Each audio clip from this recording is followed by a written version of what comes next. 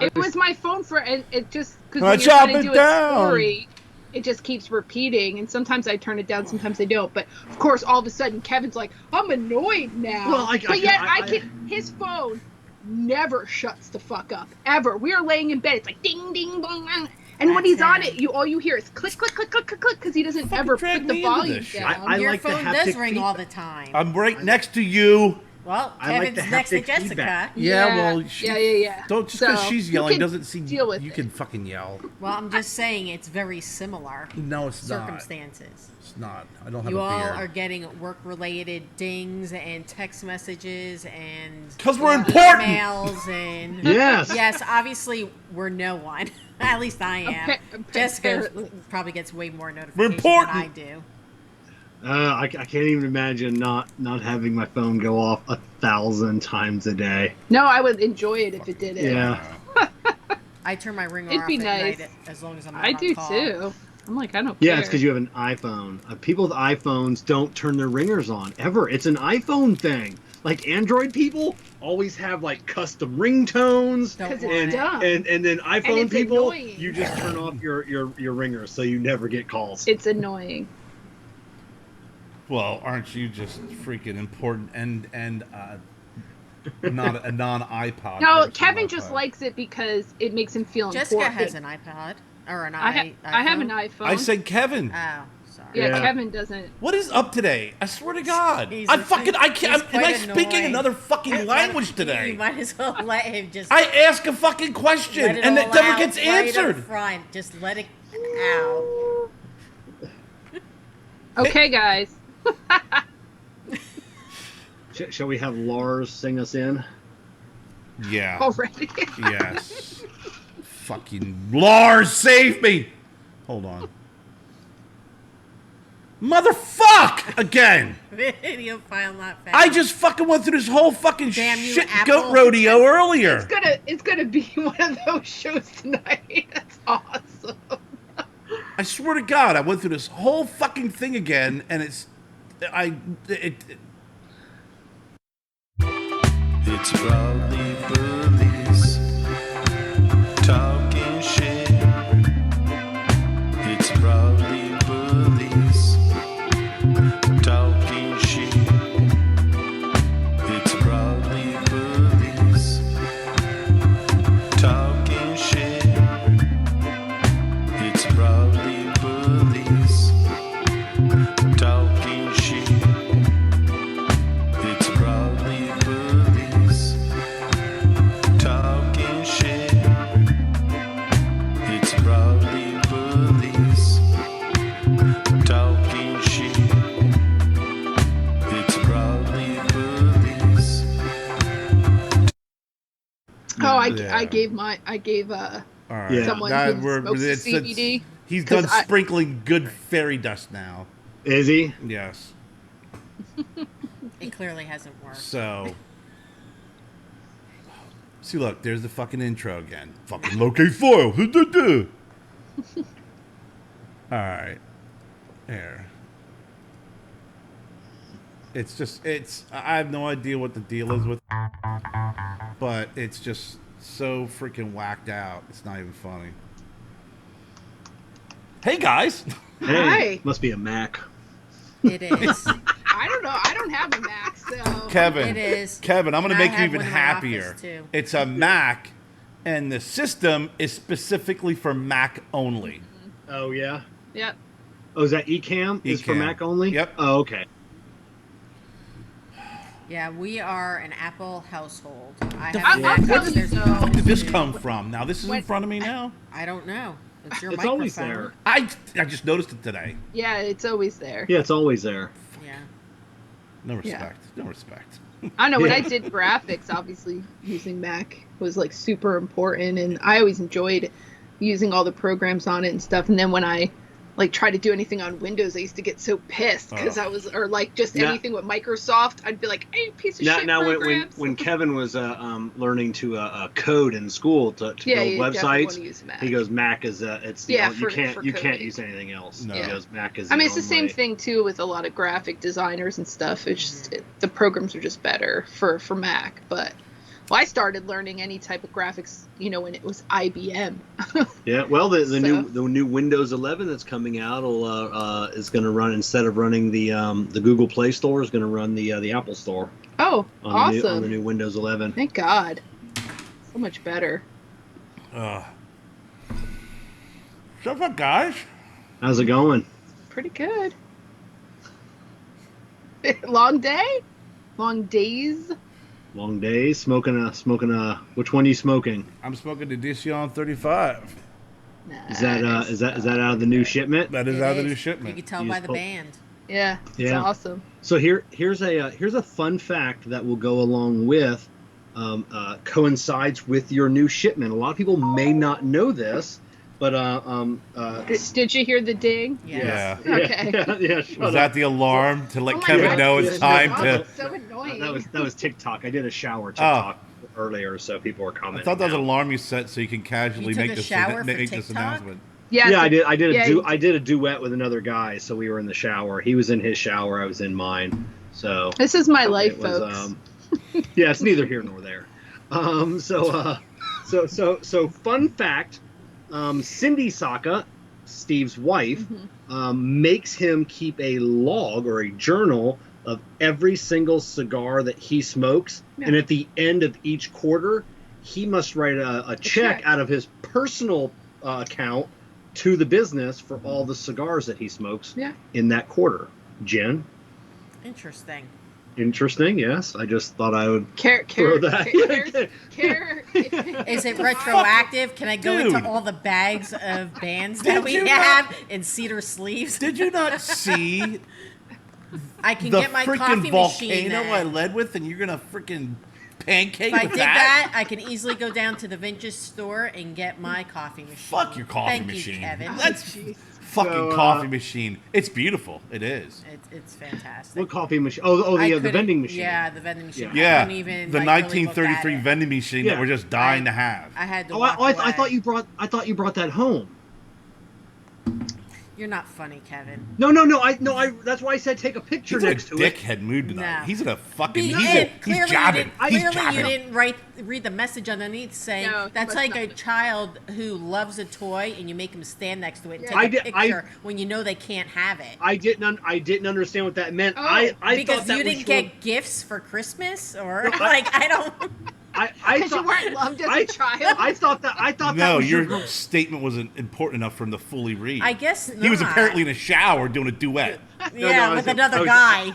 I was at work today. No, I thought that was your garage. I thought because you posted the picture a couple days ago, I thought you brought it up. What did you do? Just go look at it again? Well, I wanted to look at other things there. Because we decided not to do that other console with the TV in it, that one that was for $300. So I figured, I have some money. We'll see what else they have. And also, I did want to kind of see it in person. And I wish I never did because it's just far more awesome than I thought. And the power of persuasion of having me there, she thought maybe I would see it and go, you know what, honey, let's get it. Yes, and I went, because you know what, honey, this is fucking ridiculous. Okay. No. I didn't know that photo you sent us the other day. I thought you were there. No, that was the photo from the other day. Was just the ad for it. Well, he goes walking out. He's like, "Well, that car, the old car, the Studebaker desk." Yeah. He's like, "It's not like I asked for that." I said, "I think you should get it. That would be an awesome addition." I don't need a $2,200 fucking desk, but I can buy $2,200 worth of cigars. But it's a Studebaker front end made into a I don't desk. Care yeah, but it only works if we can see it. Like Kerr doing his show. I would have to do it then. No, I would change. Shut up, Kevin. I would. No, I'm saying you would have to back the camera up. So no shit, Sherlock. But that's what would have to happen. So I would be fine with that purchase. Fucking the Kerr be so small, you'd be 18 feet back. It'd be awesome, dude. And this thing's massive too. It's awesome. Like I would look ridiculous. I'm a large mammal, and this is like a 1957 Studebaker. I would just it would look ridiculous. It was awesome. This is when the two camera thing would come into play, where you could do different angles. Oh, now not only is he buying a $2,200 desk, now he's buying another camera. And the coffee vending machine, the vintage one that's fully That'd be in the back seat. That'd be riding shotgun with me. It goes perfectly with our vintage refrigerator. Because $4,000 worth of freaking, I think it's an investment. It's not. I know how you see it. Doesn't mean I agree. I see it as an investment. Yeah, I see everything in our future and happiness. Can it make me coffee? No. I got 5 of those machines in there, and one out here. Probably even more than that. We bought them. I can't even say I bought them because I got corrected last time. It was she bought it. Do you have anything that's vintage that doesn't work? Yes, the refrigerator right across from me that would matches it perfect. You can't use it because it freezes up like that. It works. It's not. Well, the vending machine works as well. You just can't open it because the lock isn't working. And you could get the lock. You could get the lock replaced for $30. It's not like you're going to use the vending machine. Maybe. I wouldn't use the fridge right now either. But the vending machine is $2,300. But they would bring it down. I'm not paying $30 to get that lock freaking undone. It's not. That's too much now. The rock bottom price was less. But I think so you can't. So since the lock doesn't work, you can't even see the inside. It could be totally trashed. You're really not helping me, Kevin. It could be empty. You could be buying You know what? I'm fine with just the shell of it because it looks that awesome. I invest in a lot of things. Explains a lot because I'm a shell of a man now. And that's yeah. There's nothing on the inside. It's all hollow. Empty. Shell of a man. To go with your shell of a coffee fucking machine. To go with our shell of an antique refrigerator.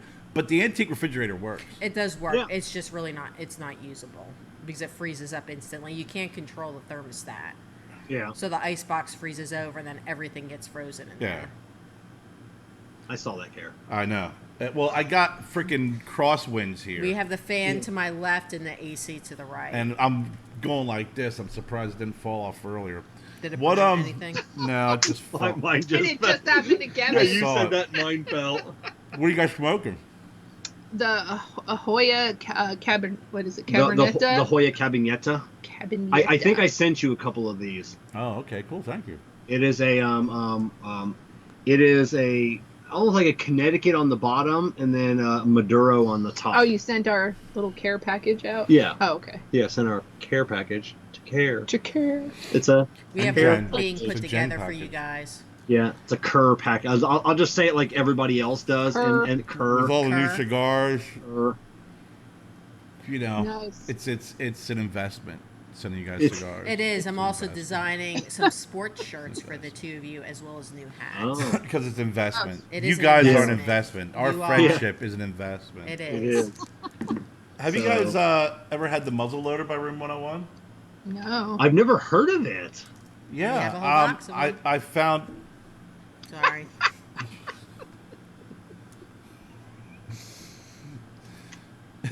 He's gonna send me up to the office soon to do packaging. I have some boxes to fill. Go get little Joe. Yeah. Little Joe's over at my dad's. I can't even do that. There's a couple of brands that he makes that are online that I got at cost that are pretty interesting. This is a really flavorful cigar. Did you get it from Kardec? No. Oh, okay. At cost. I got it online. I got it through Meyer and Dutch. Oh, okay. Okay. And the only thing is last night, after I got like a first third, I got to let it acclimate is what happens because I got them yesterday. The freaking, the wrapper just started taking a shit, started splitting, and then just unraveled and everything. But I stuck with it because the flavor's really freaking good. This is a great cigar. It really is. Oh, it's awesome. I'll send you guys some. Did you go to a local warehouse, or did you get them sent to you? Meyer and Dutch online, Kevin. Oh, online. Okay. He just said I said online. He said Meyer. No, and he said online like twice. Did he? Yeah. What is going on with you? Jess, I've been dealing with this all fucking. Honestly, I got to tell you a story because this story's great and it's very, very true. And I will say this, and with the precursors, I love my father with all my heart. He's Big Tony. He's great. He's awesome. And he loves Lanceros. And he loves Lanceros so much that every day when we talk in the morning, he lets me know he loves the Lanceros and can't wait to get Lanceros. And every morning I tell my father, Dad, the Lanceros are going to come in the fall. They are a fall cigar. You're going to have to wait longer, Dad. Hey, Dad, I love that you love the Lanceros. You'll love them even more when they come in the fucking fall. Every day we had this conversation. This morning. Hey, Dad, how you doing? Was it today? Yeah, it was today. Morning. Hey, Dad, what's up? We're sitting there shooting this shit. And he goes, I saw you're busy with your shipment. I go, yeah, we got a lot, man. We got a lot done. He goes, all right, I want to put my order in. I want some Lanceros. It was at 8:15 this morning.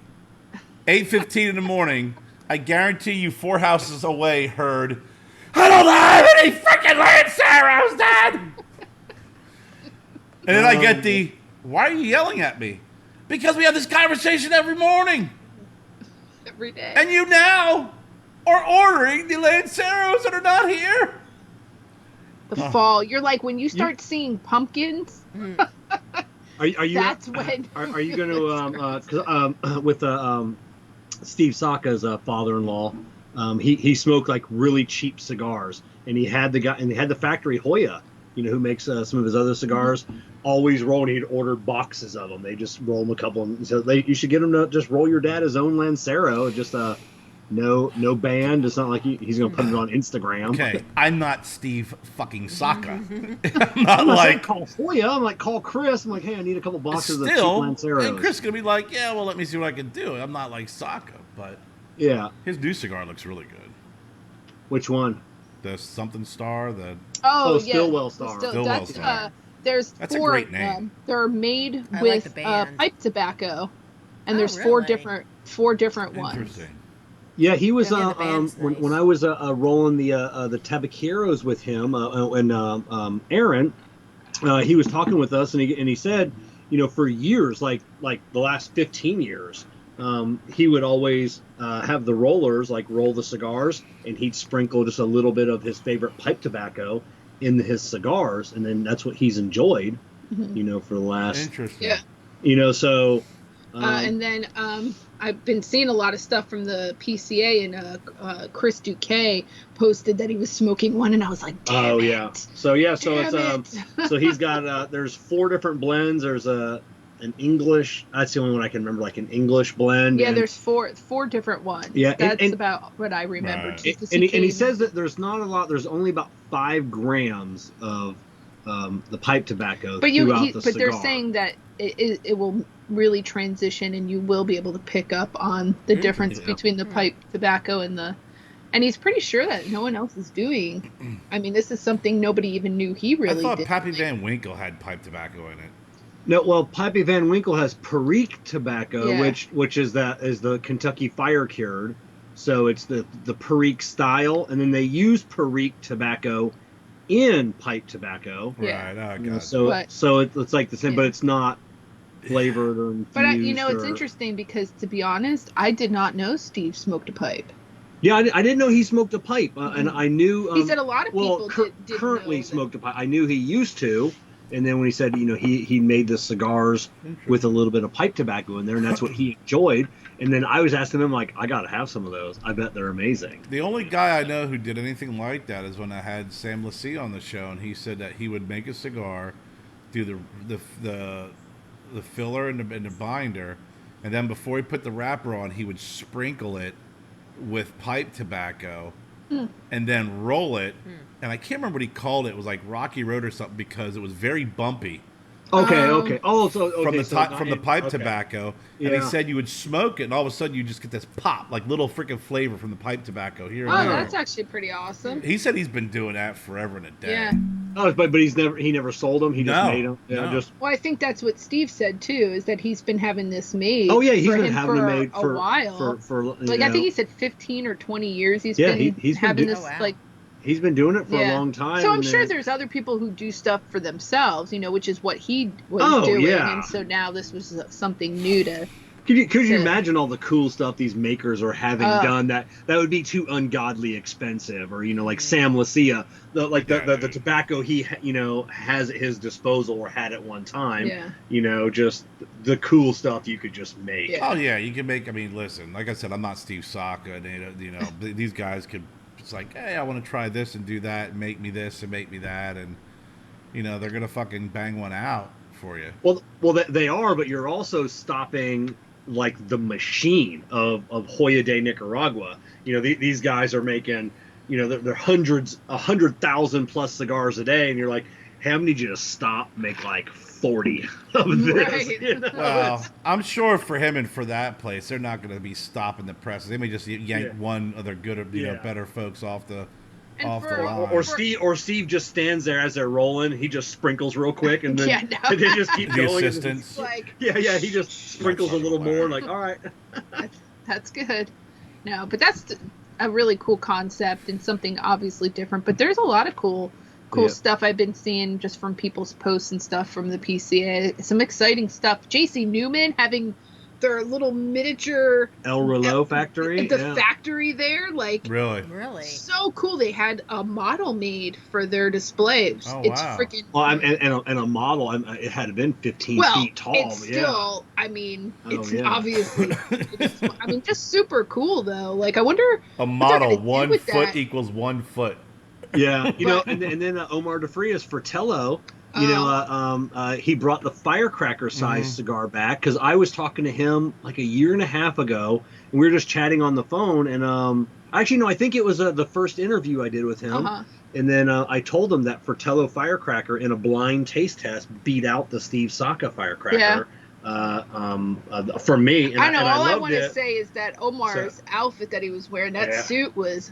It was awesome. So, he looked so cool. Yeah, and he's such a tall man. When you're wearing an outfit that stands out like that, and you're 6'9". I know. Yeah. Can you imagine? That's a lot of freaking. That's a lot of material. He needed a pimp cane, and have music behind him as he's walking. Yeah. Like, it was just so it was cool. I'm hoping I was the catalyst of him. I doubt. Yeah, I'm sure you were. I'm sure you were, Kevin.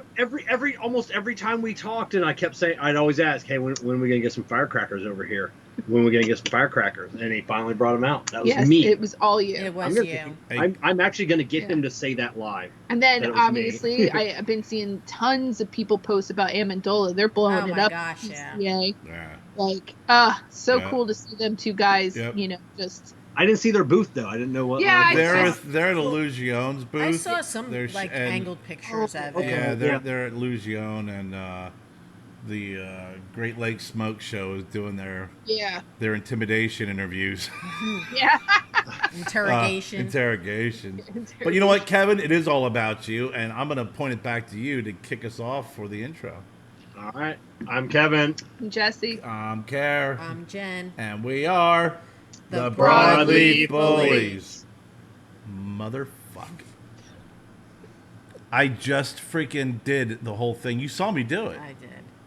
And you even started it and stopped it. I did. Oh, sweet Jesus.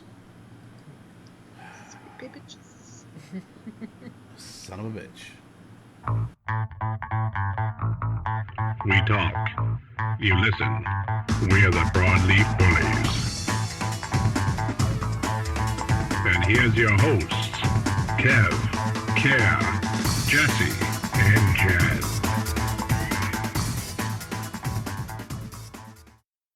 Damn Mac. Yep. Damn Mac. Apple. So, I do apologize about that, but I've done it 3 times now.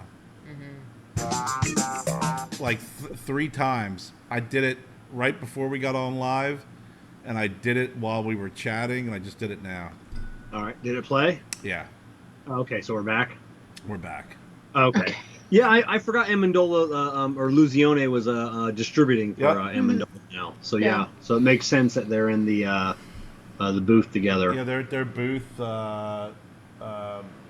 Jeffrey is messed me a few times. They're like, this is freaking. They're having a blast. Oh, I can't even imagine. I mean, they're doing such. I'm so proud and happy for those guys. I mean, they've come such a long way. Yeah. After their separation from Tabacalera San Geronimo and Tabacalera Cafe. I mean, really, just freaking blowing it out of the water. I mean, just I never would have imagined and I don't want to say anything in a negative light. Just how can the cigars be that goddamn good? Oh, they're fantastic. I mean, how's that negative? I you said they're that goddamn good. I won't say anything negative, but damn, they're good. How do you go? And I don't want to say how do you go from here to way in listen, one shot, but yeah. They rocket it. What cigars do you freaking smoke and what don't you smoke? Yeah. I mean, it's all about the tobacco that's being used. It's all about the fermentation process. It's all about the construction. It really is. I mean, well, what they wanted right? is being produced, and people are noticing, and people are loving it. And that's the thing. That's the big. Yeah. Go ahead, Kev. I'm sorry. I've been saying it since the beginning of the year. I think like on our first show, like we were talking to Chris. I said by the end of 2021, fucking claim for everything, isn't he? He is. Yeah. We landed on the moon because Kevin recommended it. Amendola's name because of me. Well, I'll say when Chris sent us some cigars, and Kevin's like, "Oh, you really need to, smoke a couple like each day. Like, do like smoke?" I think he said it's like 3 or 4 different ones, and I smoked each one each day, and I just kept saying, "When are we gonna get more?" And then, Chris sent us a couple more, and then I was like, oh my God, like, especially the cannoli. When Kevin had me smoke it first, and then I told him, I was like, do not smoke this. No, that was the, that was the Connecticut. The Connecticut, Did you have all 3 of the cannolis? I have not had all 3. I didn't know he sent us some, and I gave them away. Dumbass. He's supposed to send cigars for the show. Yeah. So I've been giving them away, and he says, "Hey, did you smoke all of those?" I go, "Those were for me." I gave I was a little upset about that, but either way, I mean, just anything that I've smoked of theirs is I love. I haven't had one. Chris sent me when we were up in North Carolina. Yeah. Oh yeah. Chris gave me the Maduro cannoli. Yeah, that's what he gave me. And I smoked that on the way home, and I was like, I called Jeffrey, I'm like, bro, like, seriously, this is fantastic. And then he sent me, or Chris stopped by and dropped off some of the core lines for me, and then dropped off their Padrino. Oh, the new Padrino. That's made at my AJ's. favorite. That's made at AJ's. Yeah. And I called Amendola. I was like, Jeff, remember how much I loved your old Padrino? He goes, yeah. I'm like, dude, this is like next level. Like this was phenomenal. And then Chris, and then I ordered their core line. I was selling them online as the We Are the Muscle sample pack. And Chris sent me the cannolis. There's the white band, the green band, and the red band. I think one is Connecticut, one is Habano, and one is Maduro. And the Connecticut, the white band cannoli. Yeah, I haven't had that one. I'll tell you what, that is, you smoked his cremoso, right? Yes. Yeah. That's fantastic. Right. Think of the cremoso, but like better. Yeah. Just because I love that little ring gauge. The one when we smoked the cremoso, that's the one that I told Kevin that he shouldn't. I think that's the one. Is that the cremoso? It's the cremoso, that but it was like out. It was really strong. It hadn't had time to settle. That was That was straight fire, which I loved. He said he sent them to us like right from the farm. They were like so fresh, and I was like, I'd smoke a ton of these. But I told Kevin, I was like, you might not want to smoke this cigar. It might be too much for you. I loved it because it about kicked my ass. That thing really blew me away when I smoked it. And when I smoked it, and I said it blew me away, I got in trouble. But it was honest. I mean, it was fantastic. It really was. I wouldn't even put that in the Connecticut freaking category because it had that much pepper and that much flavor to it. I mean, I would love to figure out how they're able to do it and nobody else is. Like how's everybody else making a garbage Connecticut, but 2 guys from New York figured it out. Well, it's they deal with they fiddle with tobacco. And actually, he turned me on to the place to buy tobacco where I bought my tobacco from. When I started doing my blends, I wanted to learn about the flavors and the burn, and that's kind of when I talked to Chris. Some of the tobaccos I was smoking that I got from this company. I was like, do you have access to this? Because I really like the flavor to it. And that's what they do. And then they have access to great tobacco at Aganorsa Leaf. I mean, it's awesome. I got to tell you, not to shift away from Amendola, but the Edition 35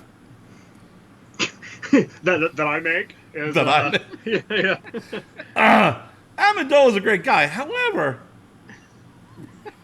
that is now for sale. Yes. Do you remember the original El Viajante? Oh yeah. I think I don't know if I still have one. The original El Viajante that was freaking awesome. A little green, right? I think you and I talked about that. It had that just in I think it was in a retro. Yeah. This is that without the green. Oh, okay. Oh, nice. Yeah. I wanted to go back to the original blend that shouldn't have been fucked with. That's what I wanted to go back to. Yeah. So you guys are officially up and running, ready to ship cigars out? How many cigars in total? Not boxes. I asked a question, and you didn't even let them answer. She said yes. She shook her head. You act like yes. I was going to go back to Amendola. You don't hear anybody else talking. Yeah, we were going to go back to Amendola. I was going to go back to Amendola. We weren't done. I didn't want to steal Jeffrey's thunder. I had my be a selfish square all prick set up with all my logos. So we are able to I'm out of Amendola logos on the back. Sorry, Jeffrey. Send me a fucking 3x3 and I'll be more than happy and proud to slap it on the back. Same here. I'm a logo whore. So we need I'm a logo whore for myself. This is kind of like masturbation logo. Yeah. Oh my gosh. Hey, it's the one sponsor that I have to answer to on a daily basis. Yeah. And it's not a freaking antique coffee machine. So as Jess asked, apparently it doesn't matter are you what all I up and running? asked. Jess, we're gonna get back to you. Just be You're patient. fine. Circle be back. patient. Circle back. I mean, it's not immediacy. Why do you need to be like? I We're wasn't. getting there. I haven't even said anything. You two assholes have been talking the whole time, and me and Jen are just sitting here like. Now we're assholes, and you. I mean, now we're assholes. Well, you're Kevin. acting like one, so I'm going to say it. We were professing our love Kevin for Jeffrey mostly. Amendola. Yes, we talked about them for a good 5 minutes. And you participated the shit out of that conversation. So I don't understand agree. how you don't. Well, why you saying you were left out? But I'm saying we can move on to other topics, and I was asking. We were going to. Yeah, we were Whatever. going to. You guys continue your conversation. You literally contributed so much Jess, to Jeffrey. we can text back and forth to each other while they talk. I know. But might as well. You contributed so much to the Amendola conversation, then you're like, I didn't get a word in edgewise. Kevin? I didn't what the say fuck, that. Kevin? Kevin? God, what's your question? I don't have one. Wow, you're sour. I am. Sour. Your sour mood passed on to me. Oh, mine's not sour. Mine's just shitty. You have been cleansed. I have taken your. I'm like, she's like the. It's like in the Green Mile. I just sucked it out of Kerr. No, I blew it back into her mouth like freaking John Covey. Yeah. It's like shards of glass in my head, boss. my question was like, you guys have like all your stuff good to go. People can start buying now, and like you're going to be shipping. Are you? The answer is yes. Good to go. Okay, we did get some orders. I have already started filling them. Yeah, we got some orders. We have our pricing ready, so I have it all set up in our system, and I've already been doing invoices and shipping labels, and nice. I have a couple things to get done once our show is over, so I can drop them off at UPS tomorrow. We're doing a special right now, and the first 35 people who order a sampler online get a Sweetgrass Gringo lapel pin or tie tack. Or since that's a collectible and it's limited edition, because once the you guys don't have to order a sample. You'll get one. You already have one. We already have one. Yeah. So once the Sweetgrass Gringo pin is done and gone, you won't be able to get it again. So I'm already working on which pin we're doing next, and we will eventually have all 4. Oh, that's awesome! Right on. Little collectibles. I like that idea. Yeah, those are. I like that. Just I do too. Just rotate through and. See, and that's why I like the patches too, because like I have like all these patches that I'm gonna get sewn on to your jean my jacket. My backpack. I think you'd get a jean jacket, like, and just have, like, that's what I want is an old school fucking jean jacket. Believe it or not, a lot of times when we go to the barn smokers, there's about 2 or 3 that either have the jean jacket or the vests. Kevin should get a leather vest out. And get a lot of guys I have a duster that weighs like. No, you are not doing the like duster. 40 pounds. A duster like from the Matrix. Leather, like a leather jacket. No, like from like the old West. Like Doc Holliday. Yeah. Oh yeah. And can you imagine? I want to get chaps. And it's like hot as hell here in Florida. Yeah. And Kevin would wear the shit out of that. It's got to weigh every bit of 35 pounds. Aren't you fucking hot? Yeah, but I look cool, man. I know. I know. That's why I have a fur coat as well. No, this fur coat is literally looks like a fur coat, but it's so thin, like a breeze, and you're like, "Ooh, I'm chilly." Yeah. Fur coat, like is it floor length? Like is it a full length, like pimp fur coat? Yeah, it goes a male waist length fur coat. Yeah. It probably covers my butt. Yeah. It goes to almost. What color is it? Black. You need to send a picture of it because I really cannot picture you wearing a waist-length fur coat. I can believe it. I believe it. Is it rabbit?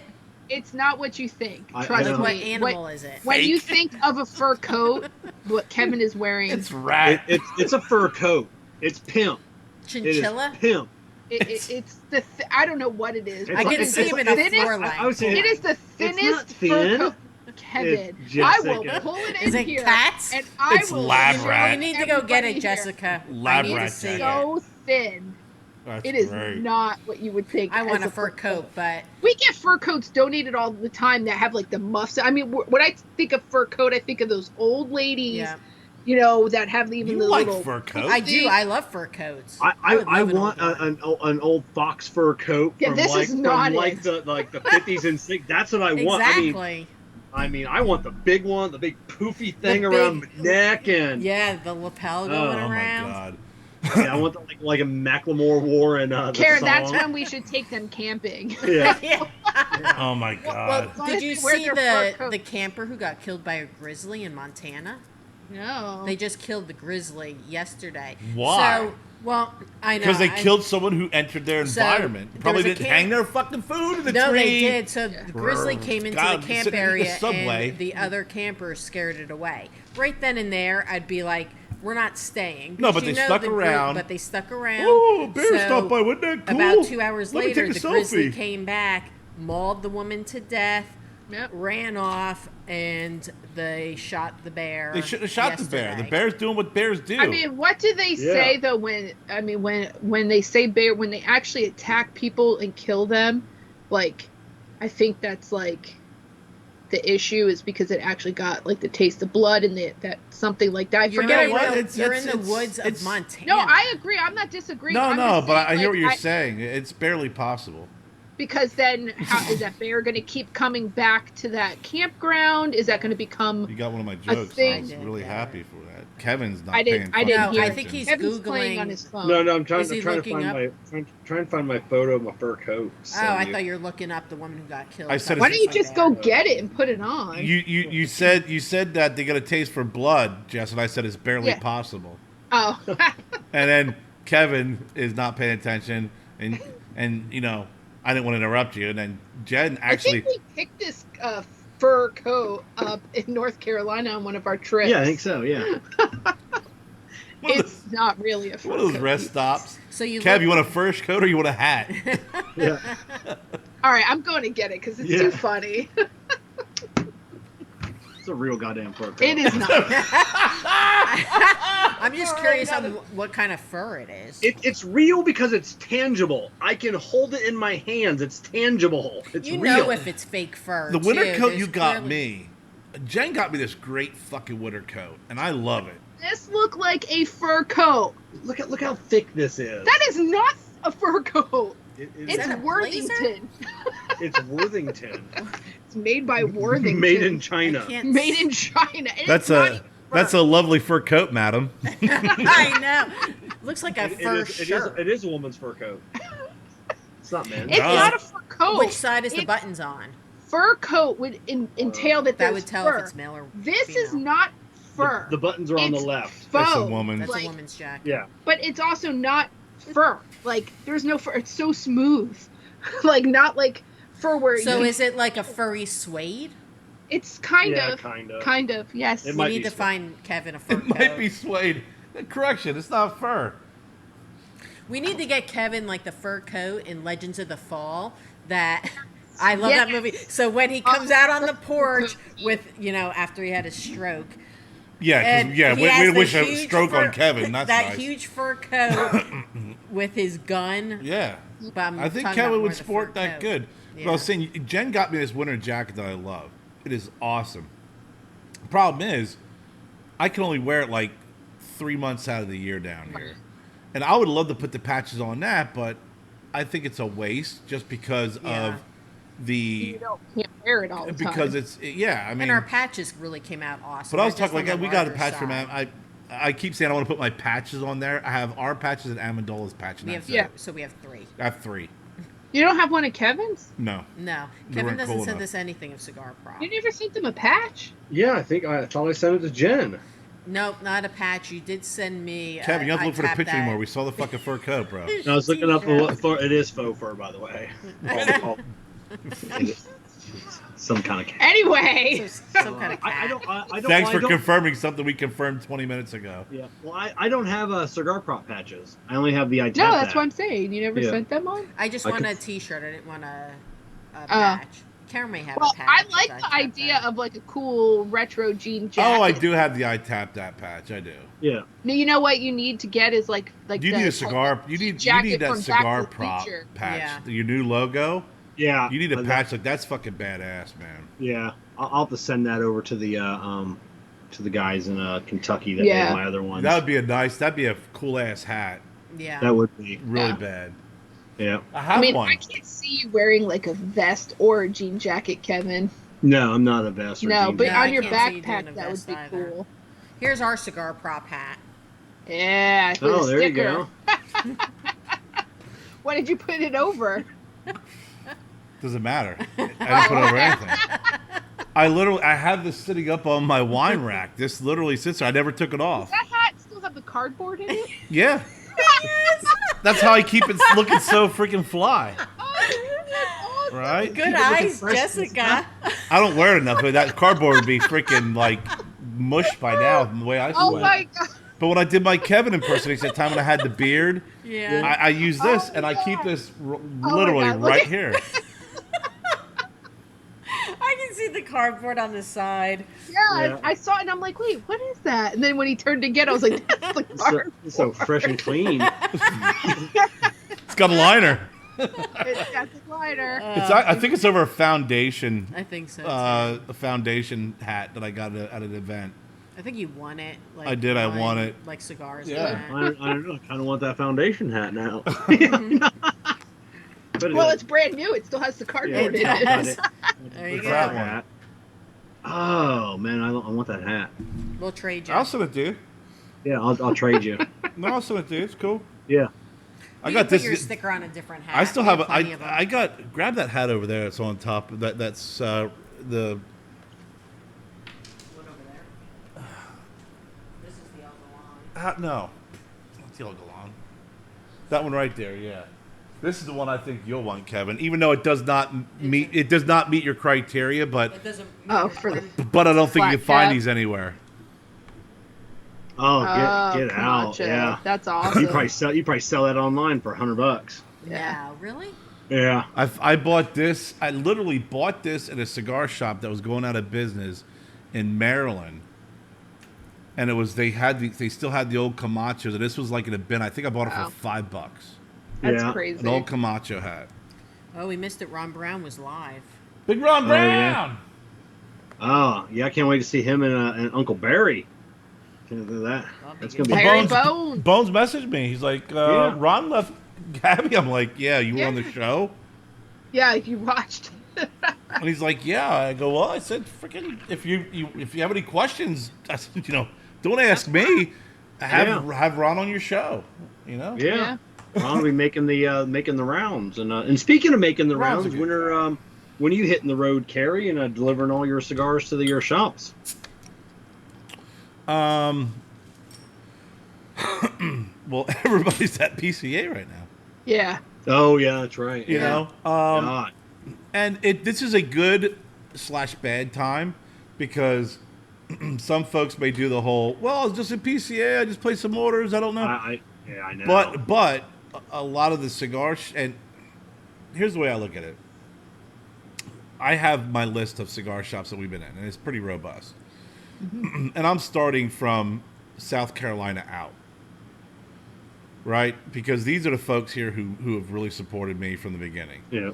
Boda Cigars, FH, Tobacco Plus, Cardick up at Boiling Springs. Yeah. You know, I'm starting that way, and then going up into gold, you know, the Gold Leaf up in North Carolina where we were with Chris. And even I look at folks like Matt up at Ned's. He's going to order. So from there, we're just going to spread out. And you know, I had some people contact me from Georgia, and I really want to. One of the reasons why I was getting in so many different shops is from my travels, but also with the FDA needing you to be in so many states and so many shops. Since that's not an issue anymore, I really want to become more of a regional presence. Kind of like what Omar did. Yeah. No, I like that. I was up in Maryland when he was just starting out, and I would go into the Old Virginia, and they had his cigars in an old plastic bin with Fratello stickers on it. And look at him now.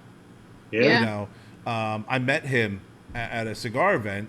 Down in right across the street from the it was Curtis Draper, I think is what it was, right across the street from the White House, and he was just hanging out there eating. He was eating lunch, and I think he had just come out with like I can't remember which cigar it was anymore, but he and I nicest fucking guy, one of the nicest guys in the world, and you know I kind of from traveling I saw how much he's been growing and growing and growing in that area, and how much he blew up outside of that area. So I mean, you kind of think of it too. Remember when you were younger and there was always local bands, right? And they would slowly start to like spread out, and like you could go a couple towns over and they were like becoming popular. So it's kind of like the same thing. It's just kind of getting. You need to take care of your own area first, and then start moving I remember seeing I remember seeing the Plain White Tees playing Sarasota. Just Nice. just a couple of guys just playing these little bars, and next thing you know, Plain White Tees, you know their music. I do not. You do. I do not know anything past like 1994. I will play one song that you definitely know. No, you're absolutely right. I mean, it is, and I took a step back and started filtering out some of the advice I was given before, and really focusing more on local, more the regional area, the tri-state area, North Carolina, South Carolina, Georgia. And it doesn't mean that the shops in Jersey, PA, and Maryland that carry my stuff, like Dan's Cigar Lounge, doesn't mean I'm not going to, he's going to order for me too. Doesn't mean I'm not going to send him up there, but I was more concerned, it was spreading myself too thin. Okay, they're Delilah. Oh, okay. I like them. They have a lot of good music.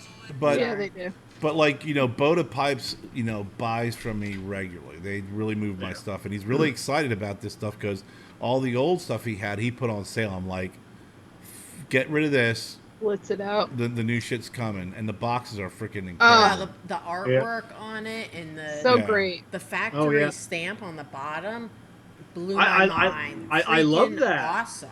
Awesome. Yeah, Chris he apologized for two things. He's like, you know, we put the stamp. I go, I told you to put the stamp on it. He goes, love it. But it's too big. I said, it's freaking awesome. Yeah, and it's then cool. And the sticker from the factory that seals the box.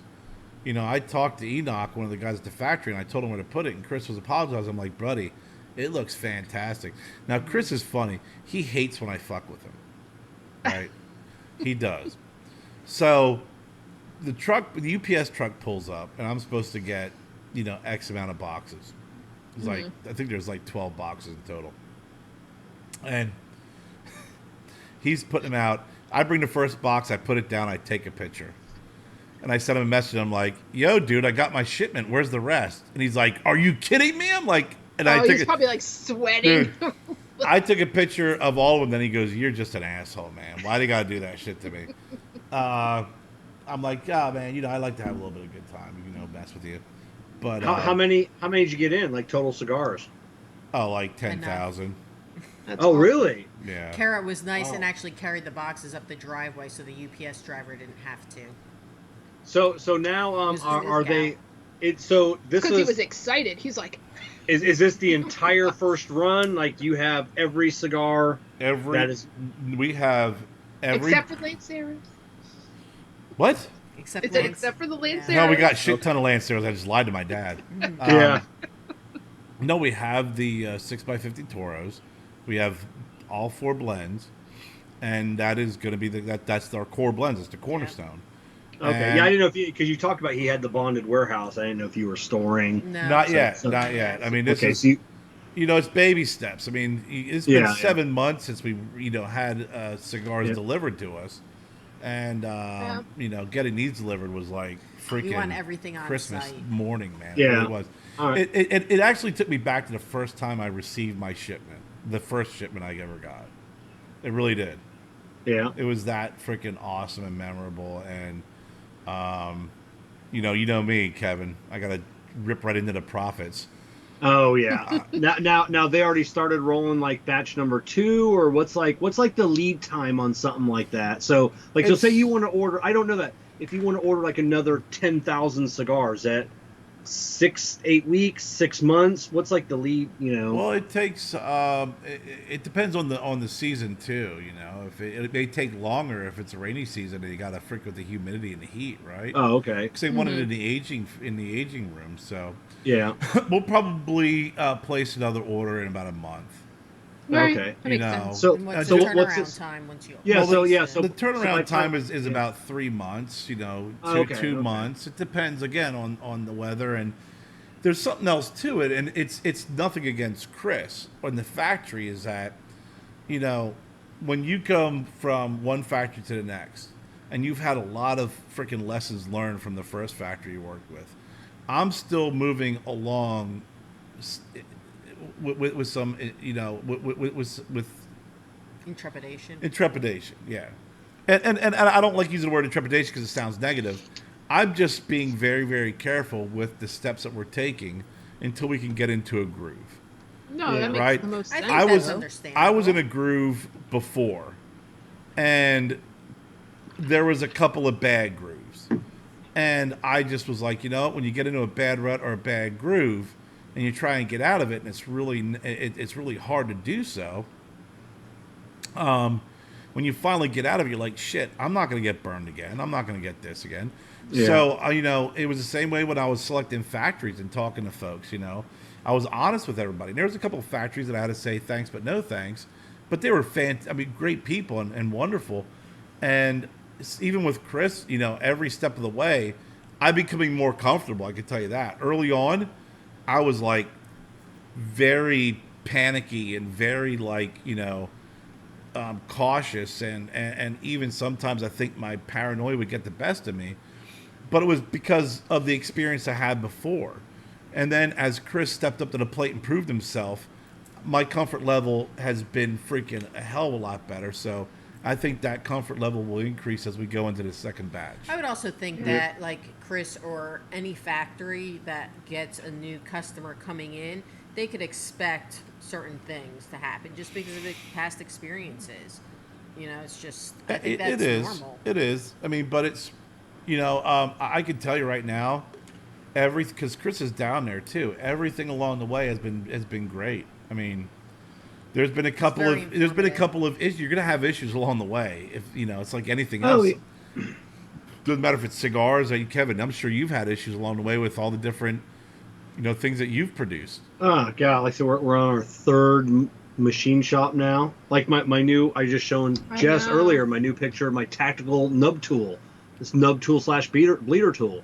It's been 18 months. Right. I know, and it's still not going to be correct. And it's still not correct. We still need to make some changes, and I'm freaking out because I want to have it out by the holidays, and it's like I know, and we just talked about having. Hopefully, it will be done so we can start doing that for the holidays. And people keep asking. Luckily, the machine shop I switched to now is just soup to nuts, everything. I don't have to have one part made at this shop, one part made at this shop. Everything is in house. They're. And the only downfall is it's a big company. They say they're small, but now I'm like, 6, 8, 10 week lead time. So now it's nothing like before. If I needed something, I call the shop up and I go, dude, I got like 1,000 pieces that has to go out in 2 weeks. And they're like, and so we got you. We'll take care of it. We have a family friend that we've hired his kid to come over, and assemble, and then we do all the packaging and stuff. So, and the kids all jump in. Yeah. So now it's to the point, like, if Kevin and I had to assemble, it would be forever before we could So I'm like you, Kerr. So now I'm learning a little bit from the new shop, the new factory. Right. It's like what is the dynamic of working with everybody at this new place. It's and when something goes wrong, how much that sets us back. Right. But the good thing, like you've got Chris over there. The guy I'm dealing with at this machine shop is the owner's husband, because the wife actually owns the company. So I'm dealing with him. So problems get taken care of on the floor. Exactly. Right there. But it's a new place, right? It was, and you probably learned from the old places, and you're kind of like, maybe I need to, you good, bad, ugly. You always carry that forward. Well, what happened was the machine broke. The guy left at the other place. Oh yeah, it was just a nightmare. Right. Yeah. You see, but there's no more ordering like, hey, 300 or 400 pieces. Now it's 1,000 at a time. Or more. It's 1,000 or more. On one piece, it's 5,000 pieces. Right. And we can't do it. And you're like, ooh, that is a check I got to stroke right there. And then when a mistake is made, it could be corrected-ish, sometimes, but it also puts us back. But it was nice, and probably one thing that you've come across. I said, before, just. They're just now running my new pieces now, but just started off. They made a couple. They brought me in. Yeah. Checking the fitment, checking, is this right? Is this what you want? We need to know, do you sign off on this? This is what you asked for. And there was one correction. I'm like, can we make this correction? They went to the back, like the rollers, they made a couple corrections. They brought me out a new piece. Is this what you want? Right. Doing some test fits. After like the third one, I'm like, we're done. I mean, for now, it's just really been nice for it to all be in one place. Yeah. So that must be nice having Chris over there all the time. When you have a problem, he just walks out back and be like, hey, fuck's going on here? And I'm on the phone with him when he does that, Yeah. The other thing that's really nice, too, is that, not everything's under one roof, right? Mm-hmm. So they get boxes made elsewhere. Right. And they got to, at the old place, everything was made under one roof, which was nice. But the one thing that's really nice is that I'm in contact with Chris, but I'm also in contact with Enoch, who is at the factory, right?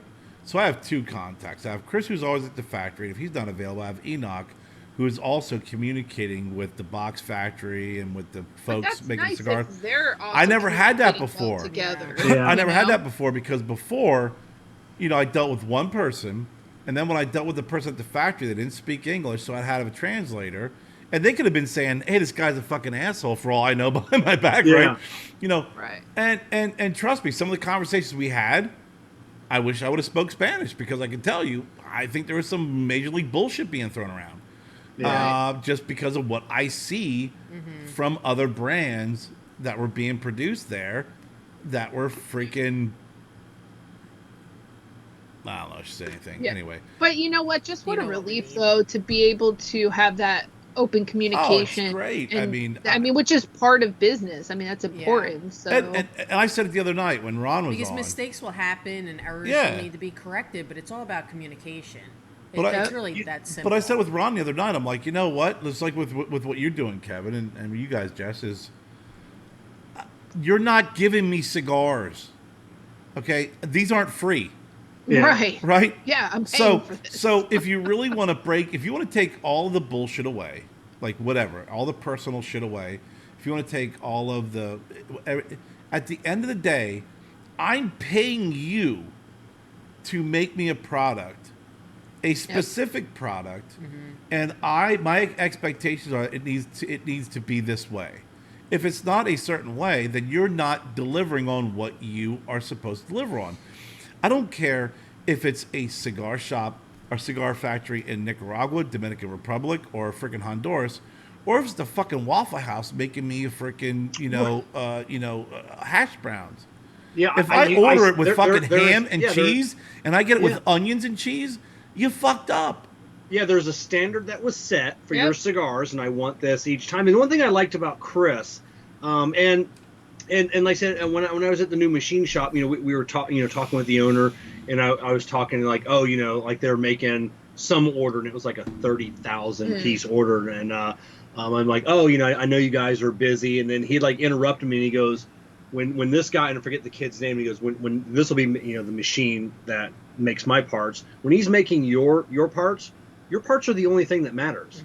Like it doesn't make any difference. We just ran 20, 30, 40, 50,000 pieces. Your pieces are what matter. These are going to come out perfect every time. And I feel like that's the way with Chris. He could be making all of these other cigars, but when they're rolling Kerr cigars, that's the only thing that makes a difference. Yeah, I don't get bumped because someone else had a bigger order, and my cigars aren't made fucking half-assed because they're in a hurry to get them done.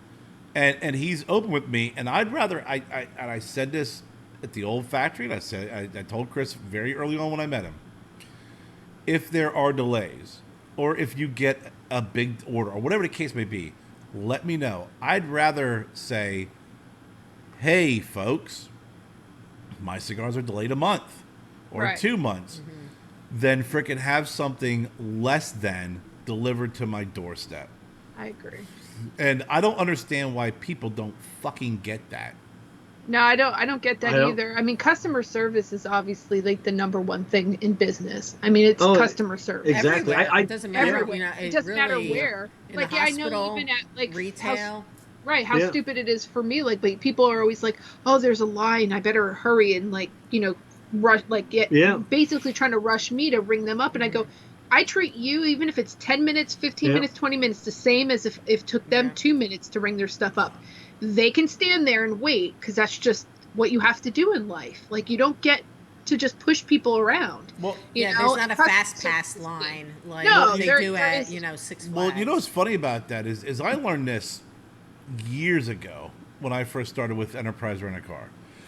And, Enterprise Rent-A-Car taught me a lot about business, a lot about running your own business, and customer service. And the one thing they said is, if you take ownership of whatever problem it is, it will diffuse the situation immediately, and the person that has the complaint will be more agreeable to other things. So if someone comes to me and says, hey, you know what? You guys charged me, blah, blah, and I go, you know what? I'm very, very sorry that this happened, and I want to be able to help you fix this. So what can I do? The words, I'm sorry you're going through this. I'm sorry this happened. What can we do to fix that? That right there, the person sitting across from you goes, oh, man, you know what? 9 out of 10 times. You know what? It's okay. And then it's like, no, let me help you out. Well, if you took maybe like half off, they're more agreeable. But if the person that you're dealing with goes, oh, did you do this? Did you do that? Did you check this? Did you check that? They become defensive. So as the consumer, you're going, well, what the fuck? No, I did that. Why are you making me go through all this shit and answering all these stupid fucking questions? Hold on for a second. I'm the customer. You're making me shit, or you're renting me this, or I'm buying this. You're accusing me of fucking shit up, and then at that point, it becomes defensive. And I don't understand that one moment. When someone comes with you with a complaint, if you say, I'm sorry, what can we do to make it better? Yep. Those two things diffuse the situation 90% of the time. Exactly. There's going to be that 10% that are assholes. Yes, I get it. That's we had people like that. I get it. But there's just some people on the planet you'll never be able to please. Because I think they seek out like shit to fuck up. We're retailers. They come to you. We mail stuff, and I've had people. I've had a couple people call me and go, "Hey," but I'm like, "Hey, man, I'm really sorry you dealt with this. You know what? What can we do to make it better? I'll send you some more cigars." And I had a guy go, "You know what, man? No, that's cool. I just want to let you know, the caps of this cigar were cracked. I said, no. You know what? I'm going to send you something, and then they're even happier because now I'm being proactive about how I can fix the problem, and it's that freaking simple. And egos, attitudes, getting away because I don't care if you're a cigar maker or if you're a freaking cook. Whatever your profession is, if you have an ego and it gets in the way, when you get feedback like that, it'll send you through the freaking roof. Exactly. And there's no reason why. Can you imagine like people in restaurants, how many complaints they get like probably so much more in some ways for like food getting fucked up or not being cooked right or mistakes. It's brutal. I just saw a picture yesterday, and it was a grand opening at a IHOP somewhere. Yeah. And they still had like the mask and the social distancing. Mm-hmm. And I don't know how many people. I mean, it was like a big IHOP. Probably hold a couple hundred people. There was like 30 people in line or inside, and someone was complaining. Yeah, we were told an hour wait, and then they were just fuming. And when people get pissed off, they just go online. When people are hangry. Yeah. But see, that's their decision of, if I'd rather have someone come to me and go, we got an hour wait. Yeah. I may be pissed off because I wanted to eat there, but I'll go elsewhere. Yeah. But if I decide to wait an hour and then bitch the whole time, then that's on me. Exactly. Right. I agree with that, but clarity. I ain't going to a grand opening. I don't know. We see it at Tires Plus all the time. You know, customer come up. You told me it'd be 30 minutes. I've been here an hour. Then we'll pull up like their signed invoice. You've been here 8 minutes. You know, I'm like, what? You know, like you know, or someone like, hey, that guy, you know, and people come up, you know, to me and it's like, hey, you know, my car's supposed to be done in like an hour, and you're working on this other car, and I'm like, well, your car will be done before your time. Like, I make sure of that. Right. I make sure, you know, the in and out. And I go, I mean, we promised you an hour. I can do that job in 12 minutes. So I'm just going to sit here. I just got a laundry list of shit to do beforehand. I have some TikTok videos to get done. I try and hide. I try and hide behind my toolbox when I'm TikToking. You know, or someone will say something to Luke. Hey, that guy's out there on his phone. And then Luke will yell like, "Hey, what are you doing on your phone?" I'm like, "I'm watching the oil drain. What do you want? Just me to stand there like this?" Yes. I'm like, no, I'm gonna TikTok while the oil's draining. I don't have anything to do. That's the thing, is just being very, very clear. You're on your phone. Oh yeah. Kevin, how often are you on your phone at work? All the time. But I get very very few complaints. Have you not seen all his videos, Jess? Oh God, if I was on my phone at work, I would lose my job. Yeah, well, you'd have to be in a bathroom.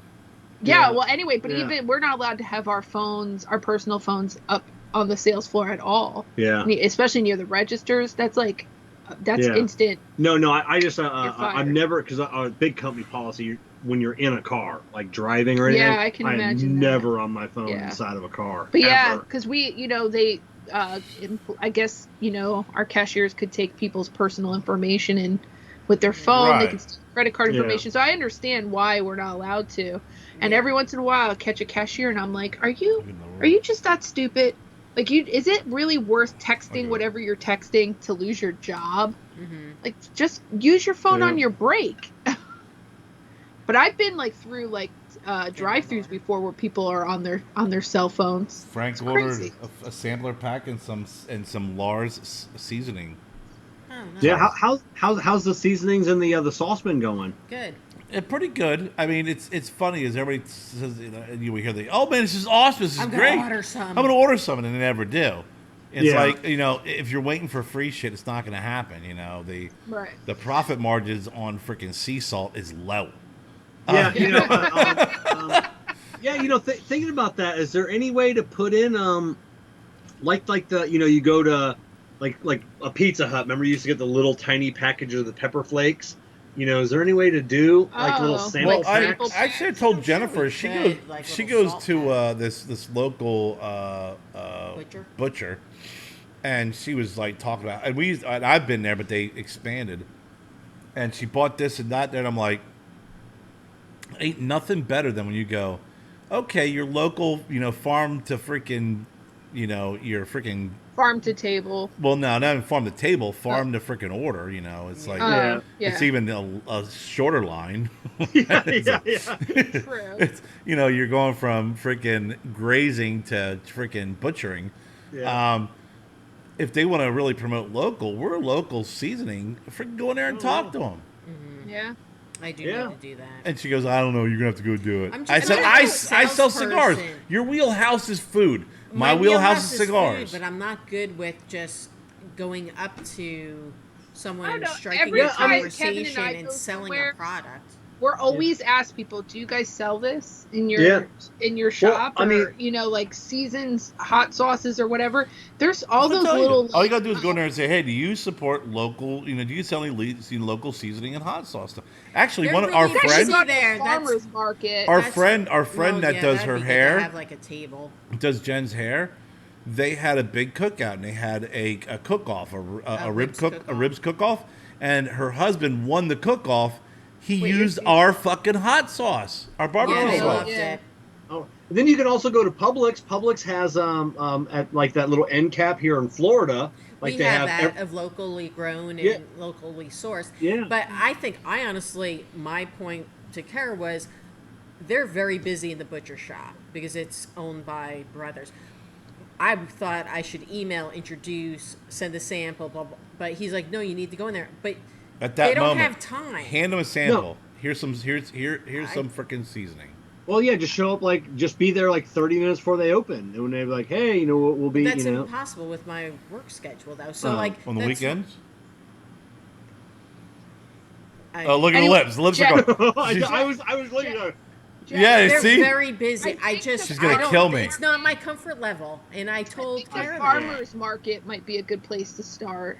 I'm not sitting in a farmer's market all day. Yeah, we'd have. Kevin and I used to go to all the flea markets and sit there, and we also don't have enough product for that to have just a couple seasonings for. If we were able to sell cigars and seasonings, or kind of do a couple different items, I could understand. I started joining groups for seasonings. Yeah. Yeah. and different spices, and posting on there as well. That's good. But I really do. I mean, and again, moving stuff locally is not going to be as profitable as online, but it gets your name out, and it does. It gets things moving, especially locally. And I want it to be an avenue to go towards cigars, because it's not the moneymaker of it. It's just something fun because I love food. But it's great freaking seasoning, though. It is great seasoning. And the barbecue sauce is fantastic. People like food and cigars, coffee and cigars, drinks and cigars. I would love to do some sort of whiskey, bourbon, even moonshine, a Stogie Road moonshine from that place in TR that's a mom and pop place. That would be something neat. Yeah, the owner came out and talked to us and, talked about their processing, the distillery processing. It's like, you know what? Give me 500 bottles of freaking your bourbon, and I'll slap a Stogie Road cigars on it. I don't like being in the front end of it. Yeah, even if they're just little bottles, little shooters. Yeah. Yeah, I mean, that's Room 101. That's Kevin's forte. Yeah. I mean, we've been in the Harley shops for his beard stuff. I mean, he just look at me, Yeah, and it was the longest time to get into that Harley. You're not helping me, Jess. I did. I used to have to go. No, so you're not helping me. Sorry. So our local Harley dealership sells more Harley merchandise than any other Harley dealership in the country. The Black Widow one. The Black Widow, and I couldn't get in there. So I finally brought them a display of my beard product. I go, this is you for free. You can have it. If you sell out of it, order more. If you don't sell any of it, I'll come pick it up. Or you throw it away. No harm, no foul. What was it, like a week? It wasn't even. It was a couple days later. They sold out, and then And then a friend of ours that owns a salon. Barber shop and salon. It's half of it's the salon and half of it's a barber shop. Yeah. They carry the beard wash. Well, what about setting up a little table? Is it a busy butcher shop? There's always a bunch of people. Oh, they could probably display some in the front. They sell a lot of products too, so it's not like you walk in and it's just one little. I wonder if we put it at the bagel shop. Have them sell. I wonder if they'll let you set up we can see if Dad could sell it, but he probably want a cut of the profit, so that's not going to work. Yeah, you set up a little grill outside the butcher shop. You buy their meat. You buy their meat. You're seasoning it with yours, so as people waiting in line, you cut a little piece of steak and then you give it to them. But that was going to be my whole point about the farmer's market. Yeah, is that you bring when you're at the farmer's market, you would obviously prepare some kind of ribs or whatever, and people can buy the ribs, and then if they like them, then hey, this is what it was with. I hear what you're saying, Jess. We did all of this for a long time. I understand that. We have a big farmer's market here, And if I can quit my job, I will gladly be a door-to-door salesman. You will not. Season song. Don't. You're lying. There's a big fat lie through your fucking teeth. Okay, it is. Like, it just is. I may not sell a lot, but I will certainly go out. We have a big farmers market that actually the guy we used to rent from before, you can go there and sell, the barnyard. At the barnyard, bologna and cheese from my home area. It's hard enough to get Jen to go there to walk around with the people who are there, let alone at a booth selling them. Exactly. I'm sorry. I'm a little. Different. It's worth. I can't. I have a hard time going into Walmart. Jennifer has a hard time doing yard sales. Can't communicate with people in yard sales. I'm a people person, but in my own little world. I would kill it. Hospital. I go to these flea markets. I see motherfuckers sitting back with like left and right at work. Hey, what do you have here? I would just say that it would be something to try at least once. We did it. We gave ourselves a time frame. We hit different ones, and then we realized, okay, this is not the niche, and we moved on. But it was a good learning curve too. It was good for us to put ourselves out there to also get the feedback from people too. So I don't know. Just a thought. I just got. I don't want to have to make food. I just want to be like, what does it taste like? Open your mouth. Squirt it right in their fucking mouth. But it's. I hear what you're saying. We have some flea markets here that are massive. Yeah. Yeah. Massive, and it's like. I won't be sitting there. She will not be sitting there. I guarantee that's not happening. And I the guy selling fishing poles. Right, and I've been to these. We've been to them, and I walked through, and I'm like, I would kill at this place. I would. Look at that guy just sitting there, just so I can. He's half asleep. It's not. I mean, it's when we're here at our yard sale. When people roll up, I'm like, hey, how you doing? What are you looking for? Anything special? You looking for anything? Oh, what? Oh, no, you're looking for that? We don't have that there, but we got bags. We got crystal. Yeah. We got freaking hangers. Your local flea markets and I don't know farmers markets, but like the flea markets here, you can sell cigars. Yeah. I don't know what your rules up there are. I don't know what they are, but I can tell you this, based off of what I've seen, I think if we showed up with our own iPad with our license, we could do it. Because Duncan, when he used to work at Tobacco Plus, which I thought was great, and I think we should look into this. Well, I should look into it. There was bike night at the Quaker Steak and Lube. Yeah, we have that too. Yeah. And he would go there. He went there twice. Yeah, he set up a table. Set up a tent table. It's like $50, whatever. And he sold a DC. He didn't freaking kill. I can see doing that with bike club events. And I'm like, I said, why would you do that? And there was other issues. I'm not going to get into it now. The reason why they didn't pursue that, but it did well. Yeah, it didn't do bad. You know, we even did I worked with him that night at the one country club.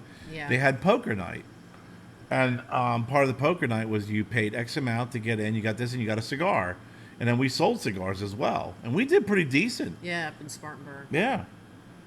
Yeah, I just know for how much the stuff that Kevin and I have did trial and error, as far as like being vendors ever again, like now I think we're beyond that, but it was important that we were.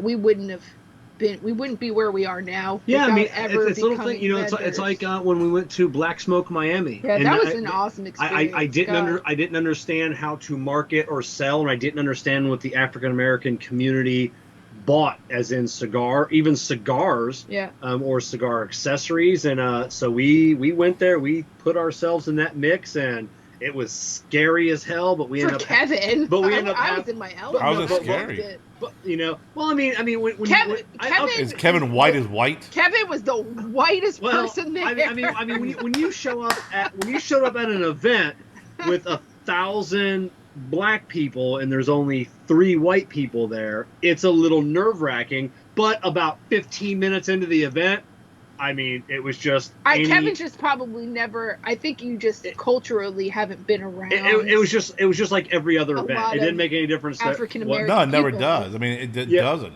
It really doesn't. But we learned a lot about the buying habits of at least a good portion. Well, I mean, we're talking about a community that doesn't. I don't feel it gets enough credit. First off, of like some of the amazing like accessories and stuff that they use. Like those women, hands down, some of the coolest accessories, and I had never seen some of this shit before. But when you say he doesn't get credit, I mean, are you talking about the freaking traditional freaking robotic cigar community doesn't get credit? Because I'll tell you what, I have gone to many cigar shops. One of my favorite cigar shops I used to go to was predominantly African American up in Maryland. And I would sit there and I'd be the only white guy in there. And I guess just because of my background where I grew up, I'm used to it. You know, it wasn't a big deal. It was no big deal. And some folks who came in would look at me like, what are you doing here? I'm like, fucking, I'm hanging out. What do you mean? Like, because I think they were surprised to see a white guy hanging out. Probably. But like that, it was like not a big deal. And it's just second nature. But, you know, there's so many, and the consortium, a predominantly African American female group from Charlotte would come down to events here in Greenville, and some of the most incredible, sweetest people I've ever met in that group, but knowledgeable, and I'm sitting there thinking, you know, like you're saying, I'm going, I don't see a difference here. I mean, some people are like, do you realize that? I'm like, no, I don't realize that I'm smoking with a person. Yeah. Right. It doesn't matter what color point. They are. I'm smoking with a person, and this person is very knowledgeable, and they have great freaking, you know, different cigar pins and all this other shit. Yeah. I'm not looking at it as a black-white thing. I'm looking at it as a cigar lover, a fan of cigars, or a cigar brother or sister. What I'm saying is that they do have that in their community, right? And so I feel like it was so cool to be able to be a part of that and learn parts of their culture too, because they had the traditional dancing they had the big feathers and like the music, and it was just like, well, they integrate the culture is integrated with the event of cigar smoking, because it was so freaking amazing. And like Kevin at first was like, I think really nervous, and Graham and I were like, oh, this is freaking awesome. I had the best time there. It was so much fun. Because she was drunk. Because I was drunk, Kevin. If I was drunk the whole time, I would never have made it. Well, when you think about it, though, when you think about cigars, right? Dating back, cigars were always, like premium cigars, were always associated with elite, rich, white freaking men. I 100%. It was always, okay, girls, time for you to go do girl shit. Time to get in the kitchen. You know, and you seen it like in the movie Titanic. Okay, women, time to go do women shit. We're going to go in and we're going to have some cognac and scotch and smoke cigars. Right. And it was all freaking up-class white people. Right. Yeah. Now, it's open to everybody. Right. And the fastest growing cigar smoking community is African American women. Yeah. And if you really want to talk to, and Susie is freaking... Susie O'Neill, one of the freaking sweetest people I've ever met, but one of the most knowledgeable people. I sat there with Susie at events, and she's smoking the freaking darkest, freaking strongest cigar, and we're sitting there talking an amazing palate, just an incredible person, and very knowledgeable. And I sit there and think, it takes me back to my original comment that I made 5 years ago. Cigar lounges are where you leave everything at the door. Yeah. Race, religion, politics, sexual preference, creed, whatever. Everything is left at the door, and you sit in a room and you hang out with an individual, and that's really where you get to know them. You get to know them about them and their family, about the cigar they're smoking, what they like, what they don't like. I've learned more about individuals, the human being I'm sitting with, and not the black female or the white male or the. I'm learning about the person and their passions and stuff. And the place that I used to go to in Maryland was the Burnt Leaf. I mean, I sat in there every single day. It was also mostly Baltimore cops too, which was awesome. Yeah. The place that no one ever came there to rob. But I learned so much about not only police and different communities, white, black, and so on and so forth. But just the camaraderie and the friendship that was made with everybody bringing beer, liquor, and sharing it with one another. I love it. I think it's fantastic. That's awesome. I know. I think it's fantastic. And I think, my history growing up in the neighborhood I grew up in, where we had a very diverse neighborhood. I know growing up, I just never thought of anybody other than just friends. We hung out and did stuff together. Our best friends were the Apples. And I remember, I'll never forget my dad telling me, your mother first, and they were twins, Alonzo and Afonso Apple. They're best friends, just love them to death. They grew up, the first time we ever met, where we were in diapers. My mom babysat all of us because their older sister was killed in a car crash.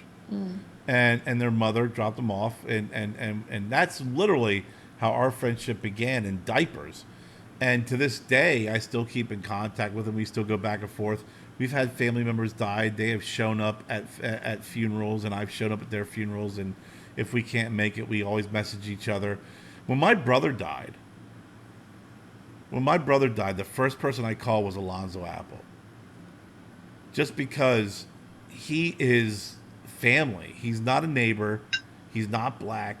He's not white. He's family. And he was the first person I called when my brother died. Because he and his twin brother Alonzo and I were best friends. My brother and his older brother James, my brother Tony and James were best friends, and James died a few years ago. My sister and their older sister Pam were best friends, and my mom and their mother were best friends. When my mom died, the people at in our funeral were my family and the Apples. They came from freaking different states to show up to pay respects, and we did the same when their parents died. And that was just the way we grew up. Yeah. And going into college and playing football, shit, it was the same way. But I think for me, it's a little bit different, too, because my mom's side of the family, we're so mixed that it's just aliens. Normal. You had aliens. Yeah, but it's just normal for, everyone to be just people. And Graham's mixed. Graham's half Puerto Rican. And so, we just don't, I guess we just don't look at race the same way in my family. No, and so, for me, it's like nothing. But, I get it. It's out there. Well, and anybody can be put in a situation where it's uncomfortable, and I get it. My nephew, my brother's son, for the cultural freaking, the ridiculousness that we grew up in growing up. When I say ridiculous, I'm saying we had our neighborhood Puerto Rican, Vietnamese, ours black, was Filipino, right? A lot just of Filipinos. Huge.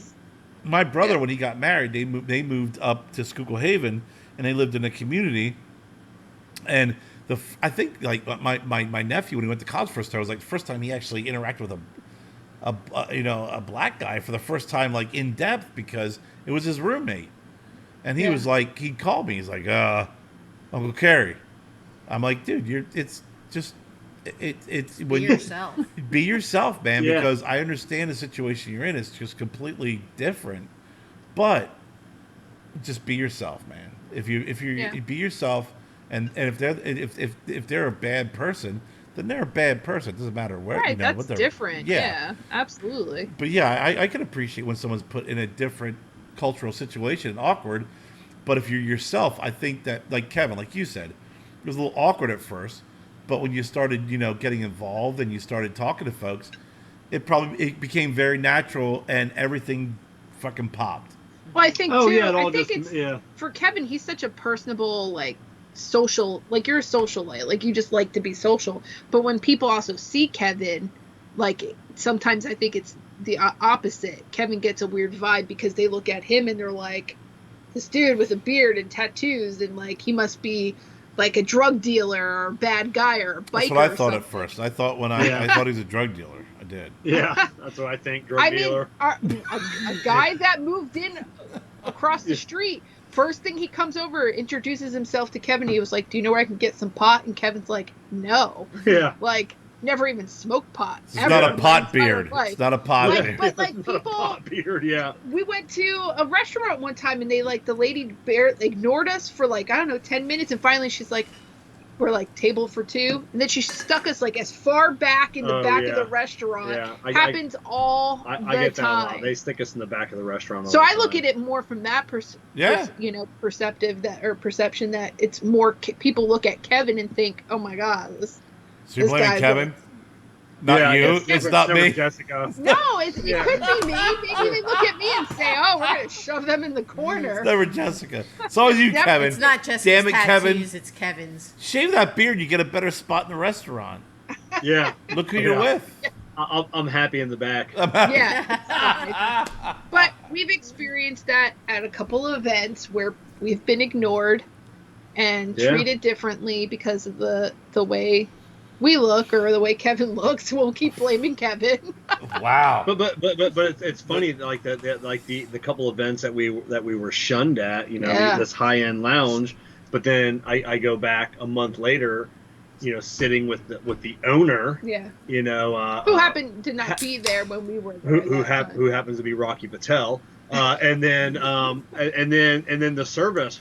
Oh, is the service different? But I will tell you, I was so upset. I'm still this still bothers me to this day of how we were treated at this event. Yeah. We paid for VIP.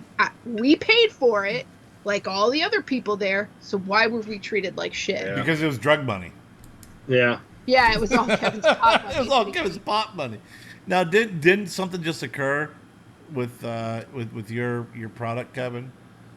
What? Ik ben nice voor du. Oh yeah. Oh. Kevin is big leagues, dude. And I'm just honored to be friends international. I literally, it's when Jennifer showed me that. Don't forget about us. I was like, you are skyrocketing. Freaking up. Yeah! Don't ever. Yeah.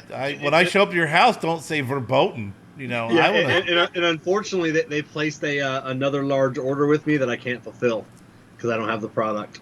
Not yet. We will. Yet. So a couple weeks out. Well, let's talk about that because I'll tell you what, man. Congratulations, that's bro. awesome. That's fucking. It is really I was amazing. so excited to see that. I mean, I didn't understand any of it. All I saw was cigar prop.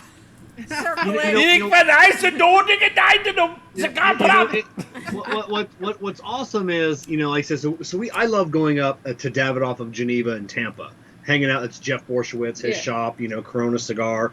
I love hanging out there. It's like my go-to lounge. But then to be in the original Davidoff of Geneva in Geneva, Switzerland, Zeno Davidoff owned it at one time, and then to have my product in that, it's just, awesome. I think we need to do that's surreal, man. Road trip to Switzerland and see it in person. Oh, hell yeah. Because I so want to go to Switzerland, so I'm all for it. No, I just, this made us, nervous the first time when we got this order, and now getting the second order, it felt like a little pressure there. We were kind of freaking out a little bit. And I've got an order 10 times that sitting in a box right there waiting to go to Denmark, but the guy's trying to figure out how to pay for it. And it's just like that language barrier. And then so when I get home and I'm able to invoice and talk, it's like Des, it's 1 a.m. over there, and it's like, what, so that time difference is well, that's like when Des is on, he's he's on the show or talking the show, and it's like 2 a.m. there, and that was poor Des, man. England lost to Italy in a shootout. Oh yeah, did they? And I was like, oh man, it was I'm sorry, Des. Brutal. I mean, he's English. He's got to be used to losing by now. Not in the World Cup, man. And they were hosting it too. Oh, were it was at Wembley. It was at Wembley. And I'm sorry, Des. They played the World Cup was at Wembley? World Cup, the finals was in Wembley. Yeah. And it was like the third time the hosting country lost. And it happened. And it was I don't know watch nothing about soccer. I don't watch football. But every single person who has 2% Italian in 23andMe is now running out Dick's Sporting Good and buying their fucking shirt, right? Authority. I told Des, I go, I said, there's thousands of Italians in freaking New York that are just ignoring freaking the Yankees and the Mets, and are like, we're playing the fucking, we're gonna play against England. You know, it reminded me when I lived in Pittsburgh, and it was right when Sidney Crosby was a rookie. And you know, Pittsburgh's a big football town, and they didn't care about hockey. And when they made the playoffs, you could literally see the Dick's Sporting Goods tag hanging from their jersey. So I was like, I'm going to check this out. You know, I'm messaging Des back and forth. So I turned it on, and I turned it on the right moment because it was at the end of the third period, or whatever the hell they call him. And it was 1-1 tie. So I'm sitting there thinking, I missed 4 hours. Right? I missed 4 hours of 1-1. And apparently England scored early because Italy looked bad. And apparently a couple hours later, Italy scored and tied the game. So I got at the end when it was really exciting. And I was like, I like this sport now. Do you know they don't have commercials during the game? And during the game. It's 4 hours. There's no commercials. Well, because I was texting Kerr, at the end of the quarter or period or whatever it is, they will. But because I caught at the end of the game, at the end of regulation, because the way soccer runs is football is they will have at a certain amount of time, but the referees will stop it whenever they stop the match. They'll keep time, but the time keeps running. And then they'll be like, okay, so let's say, for example, there's 20 minutes in a quarter or in a period. But they stopped 10 times, and each time was 2 minutes. Period. Yeah. Each time was like 2 minutes. So there's 20 minutes extra. So as this ends regulation, they'll tack on that extra time on the end. Right? I used to play soccer. I was on the orange team. Very confusing. And basically, that's how they do it. So that's why when you're like, the fucking game's over, why are they still playing? So I caught the end of that, and then they played 2 overtimes, is what I'll call it. 2 overtimes, and then they do a shootout. And the overtimes were fucking, it was like, it's on. Like, it was aggressive. You know, guys were grabbing shirts and yanking each other down. Oh, jeez. And then they went to the shootout. And England shit the bed. They did. They had 2 guys. It came down. The last shot was a freaking teenager, 18-year-old kid.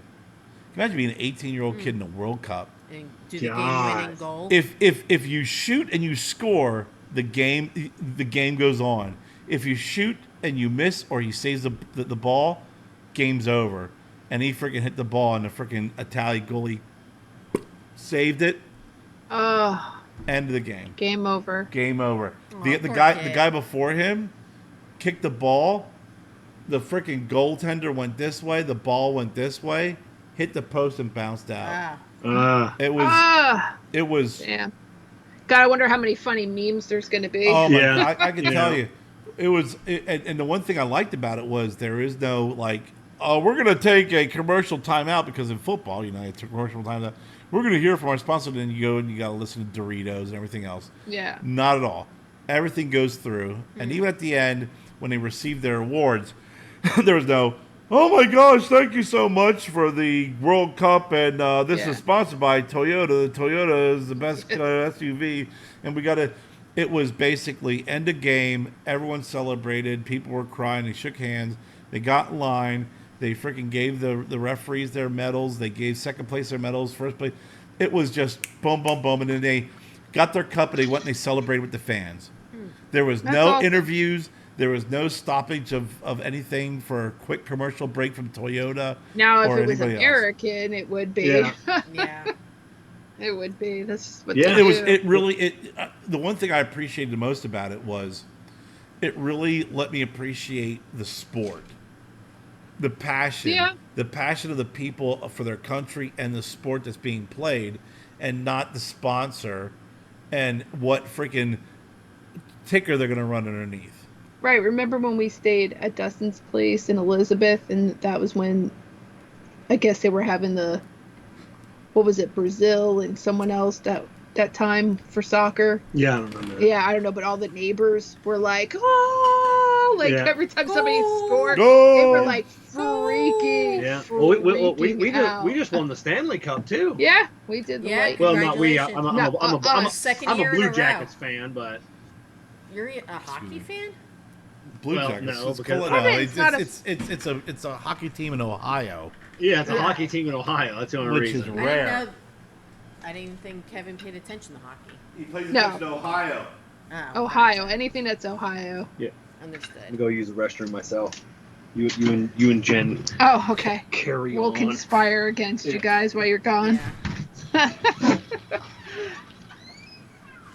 Oh my gosh. They're a lot. Yes. And it's gonna continue. Oh, always. I'm ready for bed. I know. I'm tired today. I gotta work straight through, and then I took Friday, Saturday off because I don't know. I think my mom wants to go to an aquarium or something. Today's her birthday, and she was in a mood. So like me and Wyatt brought her flowers and stuff. Oh, and that's sweet. But my dad and I have been wanting to go to this place called Wiki Watchy, which is it's like mermaids. They swim underwater and put on a show. And my mom's all like, I find that offensive. I don't want to do that. What? And I'm like, what? Offensive to what? I don't know. To real mermaids? Like, she was like, basically like, because they're like set. I'm like, they've been doing this show since the 50s. Yeah. I'm like, it's supposed to be a really, like, just, it's cheesy, whatever. Neat. But, and they have like a really cool,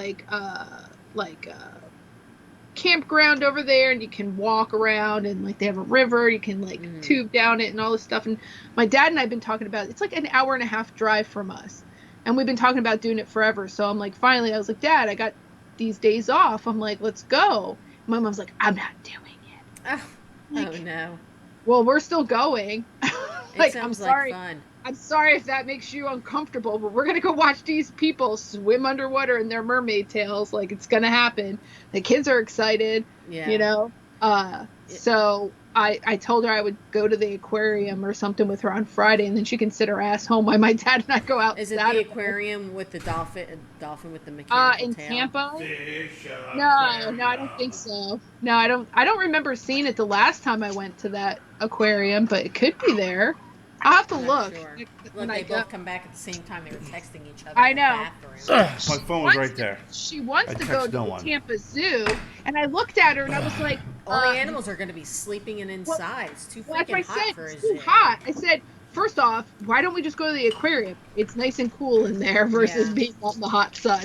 And I've been to both with the kids over the years for field trips and stuff. So, you know, I'm just like, I don't really want to do this. Are you talking about the racist mermaids? Yeah, we're talking about. I can't believe. I don't understand. I don't get. Well, they're gonna go see a show where it's like people as mermaids, like a swim show, and her mom doesn't want to go because it's sexist. It's people with mermaid costumes. Is it mermaids, offending, not mermen. Is it offending real mermaids? Is that the problem? No, mermaids are freaking mermaids. They're women. They are deceptive. Sirens. They're deceptive. You're a mermaid. I like Starbucks. That's the whole logo. I told Jessica it's because her mom applied to be a Wiki Watchy mermaid back in like the 50s, and she was denied. And she's been holding a maybe. She's been holding that a it's grudge. No, to be honest with you, my dad is a homebody, so the fact that like my mom's been aggravated because she's been wanting to do stuff, and my dad doesn't ever want to go anywhere. So I think it's because my dad said he would go with me, like instantly. Like I didn't have, like I just said, hey, do you want to do this? And he was like, yeah. So I think that's what it is. She's pissed that he said he wanted to go do this. So now it's the fucking mermaids. It's sexist. So we've gone from being able to have racial harmony at a cigar event to someone being offended over a fucking mermaid. Yes, apparently. I think it sounds fun. I'd go. No, honestly, I think it really comes down to the fact that my dad said he would do it, and she's been wanting to do stuff, and he hasn't, like, it's probably because he's like, I don't want to do that shit, because it's unfun, like, just the two of them. Mm-hmm. So this was something we could all do together, and the kids will be with you. She's butthurt. She's butthurt because he said he would do. Oh my God, mermaids. So no, she's just making a big issue because he decided he wanted to do that and not some other dumb shit she wanted to do. Because it's her birthday. I think mermaids. Oh yeah, she was really hateful today when I went over there, and I was like, "Okay, happy birthday. Here's your flowers. Sorry, we're gonna go see some mermaids." Yeah. Sorry. Oh, so now I'm gonna take her to the aquarium or whatever she wants to do on Friday. But then Kevin brought up a good point. She doesn't want to go see mermaids, but she wants to go see these poor creatures. These poor fishing. Yeah. Well, she can't see their tits. That's why. Yeah. They are wearing bathing suits. You're seeing they're covered up more than if you were to go to the beach because they have a big ass the fish they're going to be looking at. Tail. Yeah. Let's see a lion pacing back and forth in a tiny cage. Versus a free mermaid swimming wherever she wants. So that's a small portion, okay? It's a show, whatever. But they have trails and they have a river. You can go tubing. You can do all kinds of stuff. This little show, we don't even have to do it. It's just going up to that area. Well, I'm doing it. It's happening. Mm-hmm. But I'm just saying she still could have came with us. Yeah. Just to be a part of the family event. Yeah, or come with us. We haven't done it yet. But I understand it. She could have sucked it up. No, I'm saying, like Kevin said, I mean, would you rather see like 30 freaking penguins in an environment all crammed together with fake ice and say, oh my gosh, look at the really cool, and then go see fake mermaids and be offended by that? I don't know. I feel bad for her because I really do think it just comes down to the fact that my dad said he would do this and she's been wanting to do something. I feel bad for anybody who's overly offended by shit like that. I don't think she really is. Do. I think she's just trying to use it as an excuse. Just so she doesn't want to come out and say her feelings are hurt that my dad said he'd rather go see mermaids with me at Wiki Watch. Tell him. I mean, your dad should just say, listen, the potential. My dad and I have been talking about this for 10 years. The potential for a nip slip at the freaking love. First off, mermaids. My friend Shani just went like 2 weekends ago and she took a couple videos and stuff. And I was like, wow, that is really not impressive, but I'm still going, so I could say I've been there. I'm sure it's going to be as cheesy hook up with a mermaid. It has the fish bottom, so it doesn't even have a. What do you want to? Hey, what do we think? My dad's a pimp here? Like he's got one hole. In front of my daughter and my grandkids. You don't know though. You just know the tail. You don't know if there's some sort of entrance or exit that's behind that mermaid tail. Whatever. It's our neighbor. How do you think freaking dolphins have sex? To be a mermaid, remember? Yeah. It was like his grandmother's aunt or something used to do it. Like it's been going on since the 50s. I got to see that. How do you think like dolphins have sex? And when you look at a dolphin, you can't see like any openings, but they gotta do something. So I'm sure a mermaid somewhere down in that tail, in that little bottom, that sexy little freaking scaly bottom. Has got some scaly bottom. Sexy scaly bottom. It's got something going on. Yeah, would you rather have the human top or the human bottom? I don't know. I'd rather have a fish top and maybe a lady bottom. I don't know. Why are we having that part of the conversation? Personally, it depends on if the fish top can still talk. Yeah. Well, I mean, the top still has a hole. Yeah. But it can't talk. If you it just makes that high pitch shrill. If you just got the top like this. And the bottom is still intact. It's like, okay, got it. But if the top goes like this, Kevin, you know what you didn't do this? Take lots of pictures of this the sexy mermaid. I want to make sure. Yes, we want to see. I'll see if I can get their backside. See if we can see any. Yeah, they got to be able to hold their breath even the training for like 5 minutes. Yeah. Mermaids can't hold their breath. They have gills. Yeah. Not these mermaids. Yeah, not these mermaids. But I wanted to. That water looked kind of murky too. It doesn't look. It wasn't like crystal clear. Like it just looked weird. We'd like to take a quick second to shout out our sponsor, Stogie Road Cigars. Stogie Road Cigars. You can get them at. I want to show you a fucking box, asshole. Stogie Road Cigars. Stogie Road Cigars.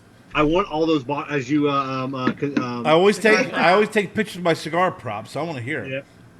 No, I definitely want the cover that those boxes are. No, show everybody the sticker.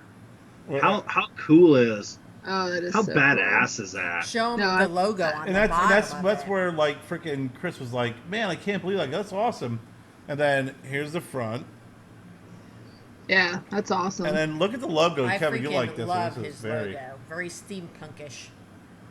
Oh yeah, yeah. Yeah, When you sent the pictures earlier, I'm like, how cool is? I like the sticker placement. Yeah, honestly. I think it's great. I think that works there. I told Enoch we were going through all the different areas where he could put them. Like, dude, put it right there. It's perfect. Yeah. And then this is the front. This is the back. Front, back. Yeah. That's so cool. Yeah. We'll be talking about Enoch tomorrow on the I Tap That Cigar show. I got that in my show notes. Why? Who's on it? We got Brad Reith and Tim Long from Cigar Show Tim fame. Does aliens discount the existence of God? That's going to be our topic. You're not including me? I'm a big alien guy. Yeah, I know. That is cool. Well, it wasn't the placement of our sponsor. I just wanted to share with you. Yeah. The new 20 count box, man. Yeah. I think those are going to be cool, awesome. Lined up side by side on a shelf. I mean, how cool is? Look at how many are missing. I've already been filling samplers. Yeah. I'm only kidding. Yeah, sure. I like how you said don't get them started. You were like, I have all your cigars ready for you, Daryl. Just all 19 of them. Yeah. It's take one from each box. Exactly. One for me, one for you. I'm trying to think of like as in boot because Kerr. I mean, think about it. You are a boutique cigar company owner, but which other boutique cigar? I mean, like the series of boxes. Who else has a cooler set of boxes? I don't know. Well, I've never seen Chris like what he packaged. Dude, he's coming out with a 10-year anniversary cigar, and his box is freaking awesome. Yeah. The artwork, I'm not gonna spoil who did it, but the artwork's awesome, and they did it in a way where it's raised and looks almost 3D. Oh, really? Yeah. Oh, that's cool. And he explained to me the rationale behind the name of it. And, so, can I ask a question though? Is it just the ink is raised? Not that the ink is raised; it's the way that they lay the artwork, and then and then the coating on top. It. So it almost is like an illusion. Yeah, I mean it's cool. It's really beautiful, and this is his 10th year anniversary, and the story behind the picture is pretty cool. I mean, it tells a story. But I mean, listen, Kevin, one of the things you and I talked about before that really kind of went from my 10 count box to this box that really inspired me was just the simplicity of Amendola's box, his new box, the simplicity of Tatuaje's box, Illusion. Yeah. When you just look at the box alone, I mean, except for the top, it's just it's that natural wood, and I really appreciated that so much with going into into the different humidors. I see, and I take note of the different boxes, and I'm not Rocky Patel. I mean, Rocky Patel can make a 20 count box, 20 across, and people will put that on the freaking shelf, right? And God love him, he's been in the industry for how long and has built a name for himself. So I got to look at how can I fit 4 blends on a shelf, take up minimal space, and still catch someone's eye. Yeah. And I looked at some of the folks who's been doing it, and I really appreciated the simplicity of those boxes. The one thing I like the best about this is, even though I was involved with the artwork and the design of the first box, this is 100% me. 100% me. Yep, design, everything, color. Everything. I'll tell you, that size box, though, like when we go to places, I gravitate more towards those size boxes than I do the larger boxes. I don't know if it's like an not being intimidated, but it's just like I can focus better in a smaller section than I can when it's like so massive amount of cigars. You know what focuses me on when I walk into a lounge, and I've always said this. That's why for years I smoked Camacho. That's post Davidoff Camachos, not pre Davidoff. Right. But you'd walk in and you would see, because Kerr's seen them, the boxes lined up. You had the yellow, the red, the green. That's same with your boxes. You have them lined up, so that you gravitate towards because they're all similar logos. You're like, well, like explain what is this black one versus this green one versus this brown one? Well, it's like when we were I when we love were at seeing the Davidoff of Geneva, and I kept pointing. I'm like, what are those cigars? And when we were getting up to leave, they were Lars's cigars. Yeah. Those boxes were so cool, but I couldn't like get a good visual. So when I got up and looked, I was like, oh my god, those are all Lars's cigars. But those boxes is what draws you in, and hopefully, you know, Kerr's got a good tobacconist. Like, oh, let me tell you about this local guy. You know. So well, I'll tell you, it's funny is, you know, the pre-Davidoff Camachos were very basic boxes. Oh, as basic as you can get, and I have several here, and they are as basic as they get. In the bands, you know, you couldn't even read the band. You could barely see Camacho on the band. It was a little C. That's all you got. Yeah. And I will say that when they, you know, bought out, you know, Christian Arroyo, like you said, they basically went in this direction of, okay, we're gonna make things pop, red, yellow, green, blue, freaking, you know, if you buy red, you know it's Corojo. Yeah. You know, I mean, you know, if you bought yellow, I guess yellow's Connecticut. I mean, Criollo. Criollo. Yeah. I mean, but I will tell you, people look with their eyes. You know, it's like, you know, people are very visual people a lot of times, and you know, when you take away all the guessing and you kind of make it more simplistic, you know, people are. It's like. That's what they gravitate to. Well, that when they come back in, you know, they can look at Kerr's boxes, or you would look at a Camacho. Like, oh, I remember I had that yellow last time. I'm gonna grab that yellow. Kerr's like, oh, I remember I had that black one. There's four of them. I'm gonna have another. They may not remember the big Tony, or they may not remember whatever. Like, I'm gonna grab them because there's four side by side. I remember I had that black, the red one. Yeah, and that's what It was very much a Camacho. I mean, I guess in the back of my mind was like looking at when I was designing the artwork. I wanted the color to reflect what you're smoking. You know, the Big Tony is dark brown with chocolate brown, and the Edition 35 is red, but it you know, it pops red because that was the original colors of that. And the Sweetgrass Gringo is green, and the Sandela is more the browns and the greens because of the San Andreas and the Candela. So it is definitely, each one tells a story.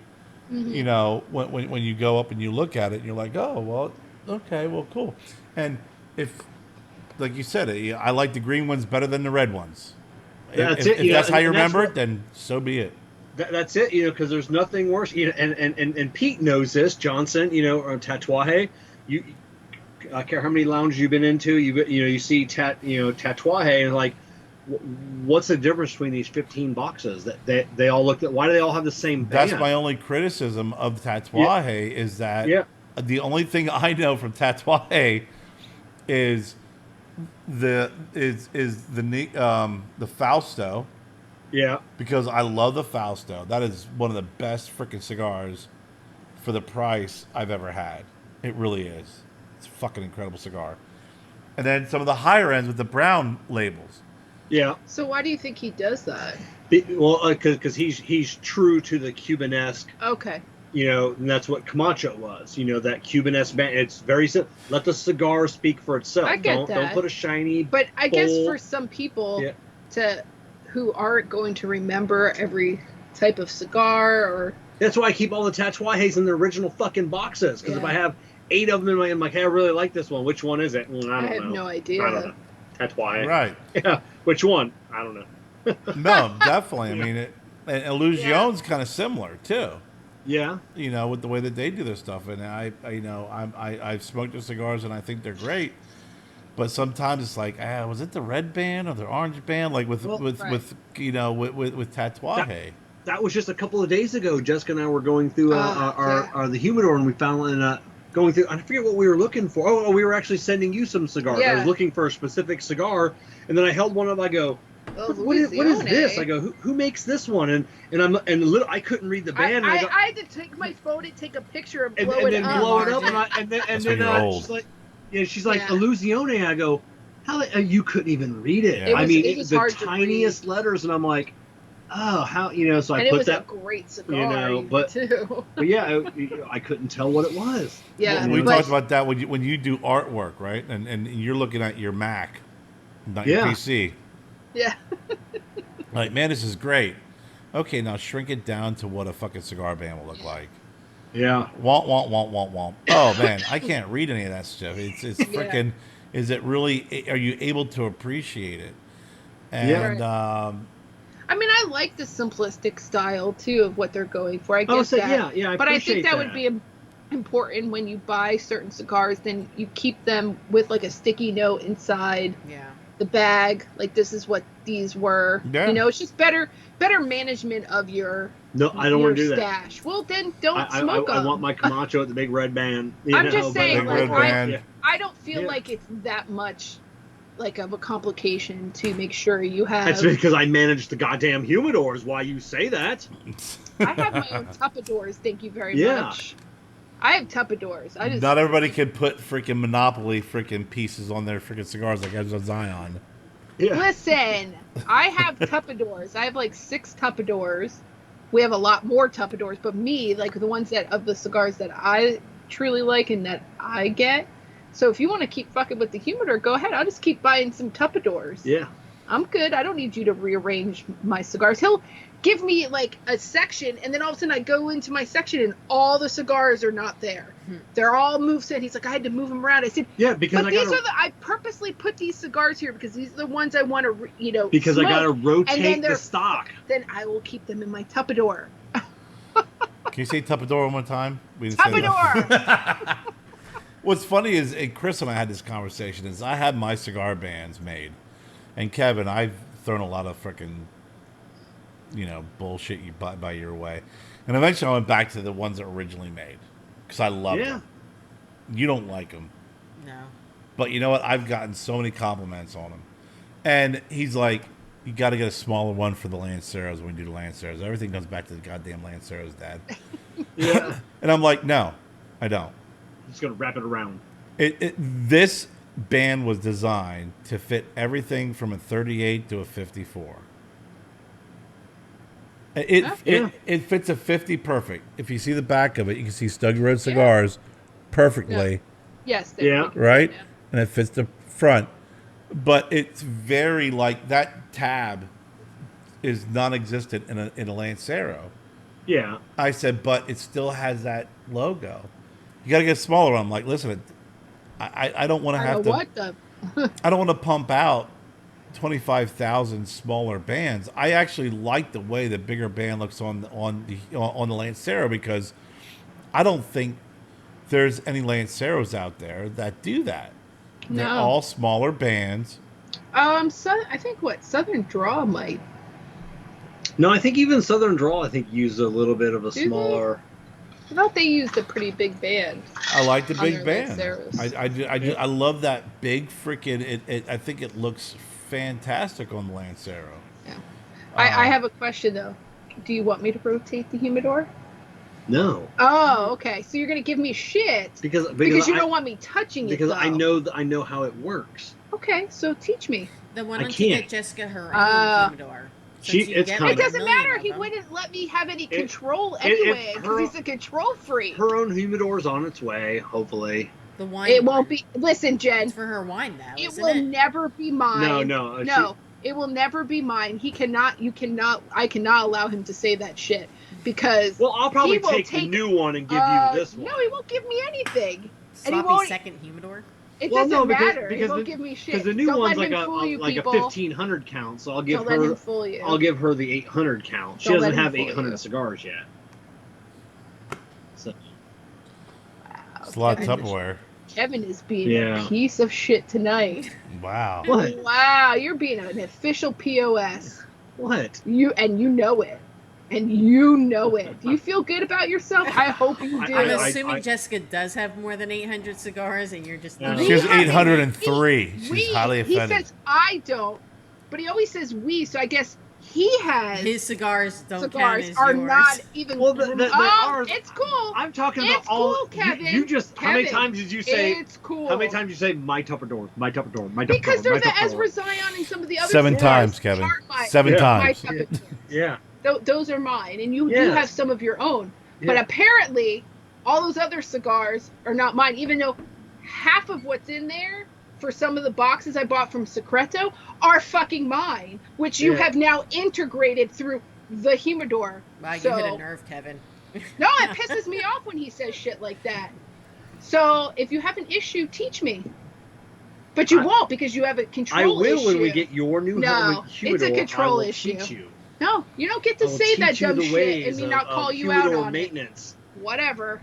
That's not my humidor, because I don't have 800 cigars. I've seen how you put the Tupperware away in the cabinets. I'm going to have to teach you how to put cigars away. Kevin, it's a Tupperware. Tupperware. Sorry, Tupperware. I'm talking about the Tupperware in the cabinets. Oh, it's not a Tupperware until it has a cigar in it. Yes. Okay. Yeah, the regular Tupperware. Oh, if we had Tupperwares and had a conversation on how Tupperware is put away, Jennifer and I would be freaking rock'em sock'em robots right now. Oh, yeah. Yeah. Oh, she hates me right now. I'm just gonna breathe it out. Round dishes don't go in square She's ones. like, the moment you start putting them away is the moment you can start criticizing them. I put Tupperware away. I love how Jen's just dead. I have. Yes. I have, haven't I? Sometimes. I've organized the Tupperware area. No, we usually have Joe put them. No. No. Have you put them away, or have you had to rearrange it? No. So it goes back together. That's wrong. I have organized the shelves. And as soon as I organize them... There's no shelves. It's a freaking corner cabinet that goes way back, so everything gets pushed to the back to the point that I had to put something in there that I can pull 3.8 seconds after I organize it, it turns into a fucking cluster bomb. Because I don't have the storage, but I use a lot of what's in there. So it's all right there. You pull stuff out to make a freaking little ice chest for your drinks right there, or for your cigars. It's not used for food or for cooking. It is used for food all the time. No, because you put everything in bags. Because a bag of spaghetti. Because our fridge isn't very big. We'll go back to season 1, episode 3, bagless spaghetti. I could put a lot more items in our fridge and not have it take up space. Then why do we have Tupperware? Not just a bunch of fucking bags. Not everything can go in Tupperware or go into Ziploc bags. Like what not? What can't go in a Ziploc bag? Sauces. It goes in a Ziploc bag. No, because if something gets caught on it, it rips open. Zip it? I'm pretty realistic of what can go in there and what can't. It has to be But what I'm saying though is the Tupperware down there is if I'm understanding you correctly, we don't have enough room. No, we don't. That's why I have a But cabinet the room that we have is kitchen fucking stuff huge. I think it's that you want every little Tupperware to have its little spot. We have enough room, it's just not organized because enough. 3/4 of it goes into the corner, and I can't. And I organize it by it. big Tupperware, and the medium size goes into bigger Tupperware, and then a smaller. It's like fucking nesting dolls. Yeah. Okay, you can organize it tomorrow. No, I've organized it before.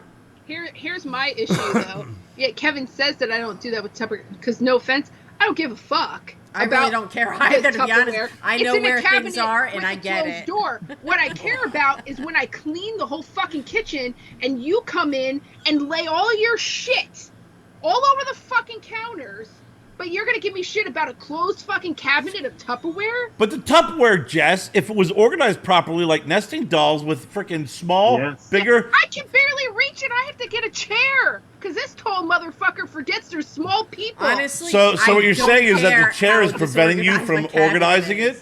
Ours is on the floor. I'm not getting a chair from the fucking other room to fucking come in the kitchen, in our small-ass kitchen. When you walk in, listen, there are two things. And actually, the Cheez-It fucking Avalanche, right? Remember that?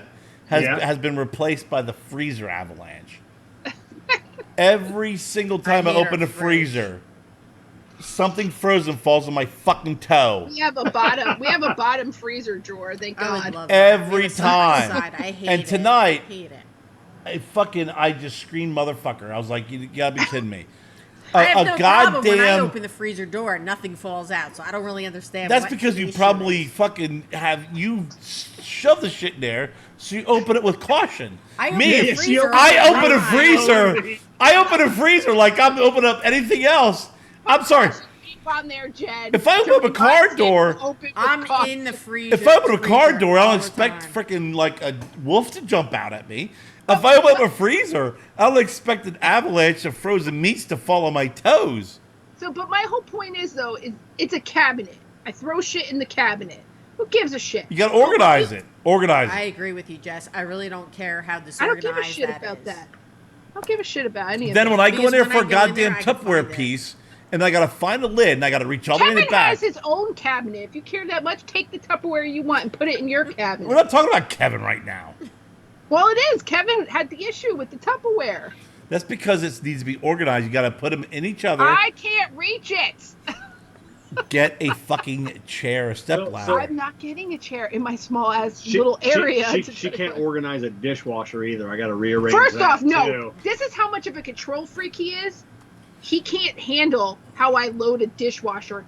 It's a fucking bowl. It goes in. He has to have them lined up a certain way. As long as it's clean, I don't give a shit. Disgusting. It's so fucking disturbing that you will literally rearrange the fucking dishwasher. That's you know what? There's a reason why that is, Jess. You want to know why? Why? You want to know why? Tell me. Why? Because last night I get a cup out of the fucking cabinet of Do you clean. know how many times? Shut Oh. You're talking. Oh no! I'm not done. This I'm not is done. That was Oh, probably shit. Joe. I'm not done. emptying it. I already I'm know not what done. you're gonna say. I'm not done.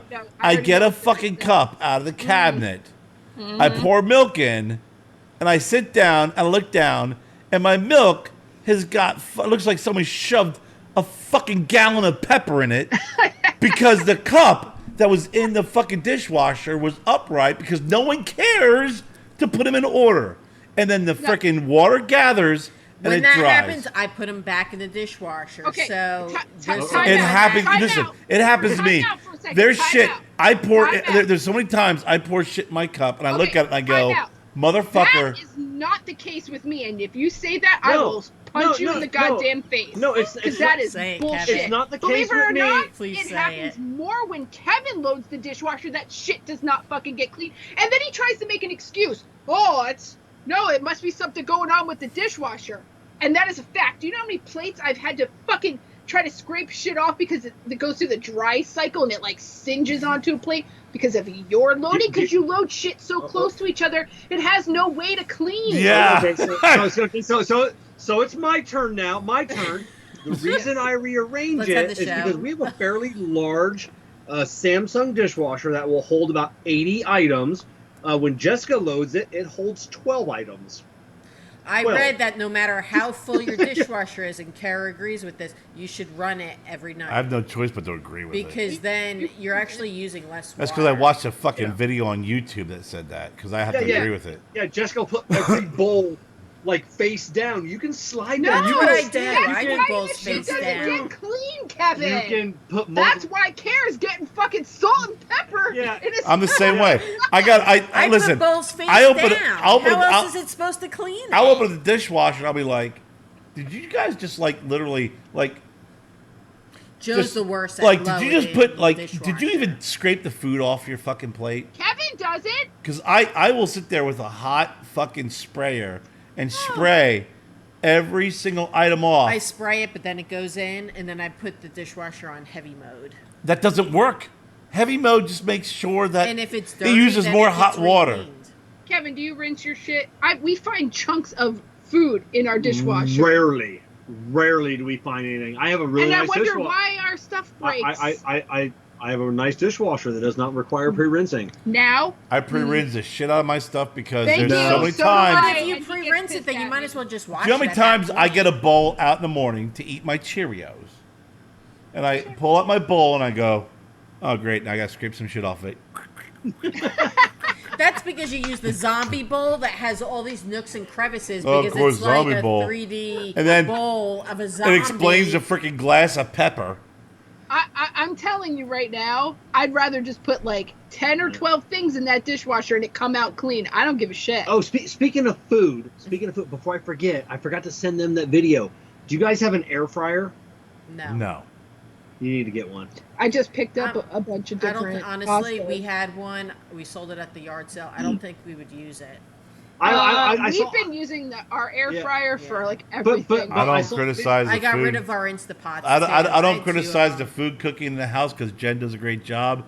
I just criticize the cleanup. If I want to fry something, I want to fry it in oil and not an air fryer. We just saw a video on how to make a pasta chips, where you take like pasta. Oh, I saw that video.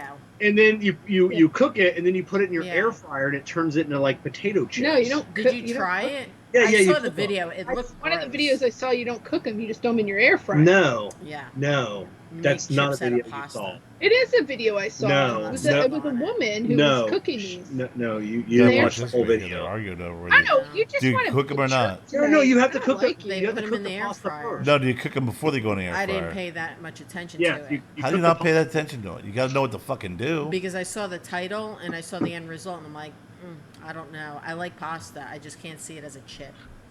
I know. I bought a bunch of different pastas. We're gonna try it. Yeah, you gotta cook it first, though. Yes. Well, I'll leave it to you. That makes sense. Is that how you looked at the video on how to rinse off plates too? Yes, it was.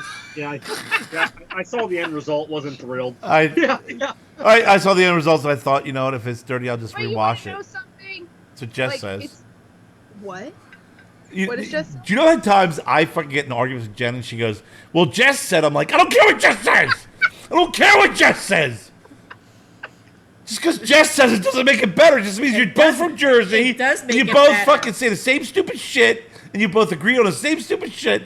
If I reference this is what Kevin said, you would just tell me to shut the fuck up. I did earlier.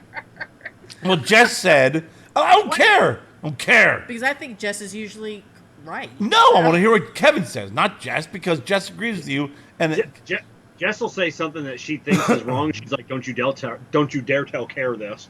That's what she always prefaces it. You know, don't you dare tell Kerr this. Is that what I said? Or you'll do something like, "Oh my, I can't wait to share this with Kerr." Yeah, that's what you always say, and then I'm like, "Don't you dare!" It's not me coming to you. You always say, "I'm going to tell Kerr," and I'm like, "Don't you fucking dare tell him this shit." Yeah, and then I got fucking. I've said to you that like I'll say, and then I'll be like, "Don't say anything to Kerr," because like I'm not trying to be an asshole. I'll get Jess references on. Well, Jess said, I'm like, I don't care what Jess said. I said, get the fuck off the goddamn Bullies chat. I don't care. I'm the one who least engages in that chat. First off, just so FYI for all of you, I'm the one who least, because I barely ever get them until later on, and then there's thousands of messages, and I'm like, fuck, I don't know how to keep There's up. times Jen will be like, did you see the video? I'm like, no, I didn't. I was doing work. I didn't see the video. I didn't see what Jess was. Anyway, yeah, I think Jen and I contribute most to the Bullies chat. Yeah, you and Jen do. You can tell when I have my downtime at work or I have a patient on autopilot. But it's entertaining. Like, I'll go back and read everything, but then I'm like, oh, it's kind of too late to comment now. The moment's passed. But, you know, it's still funny and entertaining. But Jess was referenced a couple times, and I was like, I don't care what Jess says. I don't care. It's all right. We'll just keep closing those cabinet doors. Who gives a fuck? Not a good point of reference. Get a fucking chair, Jess. Stand you on know what chair. It is that Kevin forgets, though, like what type of person he is to apparently everyone tall. but himself. Apparently tall. But because himself, you can't like, reach the freaking Tupperware container. He cannot handle cleanly space. I will clear out shit, and everything. All of a sudden, everything is now right in that empty space. And it's like, why? Our kitchen table that we eat at fucking has packages all over. I'll like literally wash everything, get things ready, and I turn around 2 minutes later, it's fucking spread out. I can't even imagine how many packages you get a day. This is just mail going out too, like his packages and stuff. Well, you need a place for it. Where's he gonna put it? His fucking office was supposed to be this. She sees packages laying all over the town, and I just see piles of money laying there is what I see. No. She sees packages, I see money. I don't mind that as much as I mind that I literally, like, we have very little counter space. Our kitchen is very, very small. Kevin cannot handle it being clean and empty. He has to put all of his shit. He has his office, but all of a sudden all the camera charging stuff is in the fucking kitchen. Why? I'm about to cook dinner on our fucking one countertop, but now I have 50 batteries that I have to fucking push out of the way to cook. So is the kitchen the next expansion? Yes. It has to be. Well, it's not going to be an expansion. It's just going to be redone for tiny kitchen with a little bit more efficient. get out of the tiny space because we can't really expand it. But I'm not allowed in the kitchen. I wish I could ban Kevin from the I'm kitchen. allowed in the kitchen to make coffee. That's it. And even when I make coffee, I get yelled at. Well, I do. I don't yell at you for coffee. I do. You don't make me coffee. You about? Because we have a grinder, and the grinder has numbers on it. And I said, "Hey, Jen, the best fucking pot of coffee that you said that you liked, you fill the pot just a smidge above 10." And I've recently been doing that. And then you hit 12 because it goes to 12 grind, and then 14 grinds, and then put a pot of coffee will be made, and I'll drink it, and it'll suck. I go, did you do 14 or did you do 2? I don't know. I use the copper scooper. I always use copper scooper. I lie. Am I lying? You are, because I'm not a lying. couple episodes ago we talked about it, but I said recently I have been doing that in the morning. Yeah, but you're like copper scooper. I do like using the copper scooper. I go, but this grinder goes to 11. Yeah, yeah, exactly. I'm like, fuck, hit the grinder. Well, even today, I'm like, you have to tap it down so the grinds all settle. Because if you just hit 12, it does. You go gotta to 12, fucking tap it a little bit. It settles because but I'm it's like, kind of. But even the French press, I'm like, French press. I'm going to say this right now, Kevin. If you want to grind coffee and make me coffee in the morning, I don't care what the grinds look like. If you made me coffee, I'd be fucking ecstatic. Would you? Well, Jen makes coffee in the morning, like when she gets up for work during the week. Oh, K-cups are fucking pussy. They're horrible. Horrible. Whatever. Colored water. Quick, easy go. But I put fresh water every day. It doesn't matter if it's fucking goddamn spring water from freaking the spring itself. The cups suck. It's not enough coffee. I don't hate them. Sorry, I don't. I even got her the ones that she could put her own coffee in the cake. She doesn't use those. That's a pain in the ass. That's actually messy.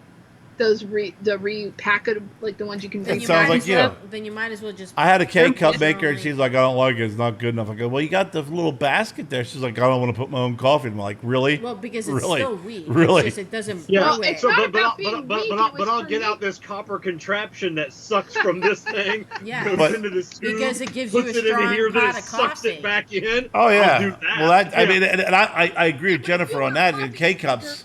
Do it. Look at all the shit you did for your cold brew. Do you know?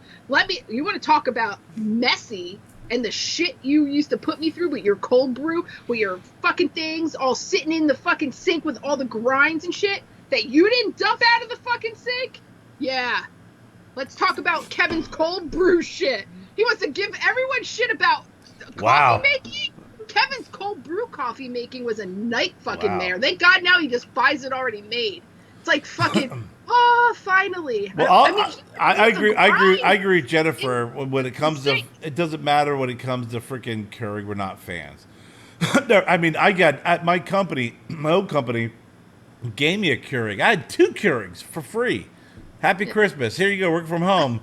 And I gave my sister, and I gave them to your dad. Yeah. I'm like, fucking, I don't want this shit. This is terrible. For me, if I'm not home to like grind and like make a pot of coffee, the K cup is easy because then I can just go right to work.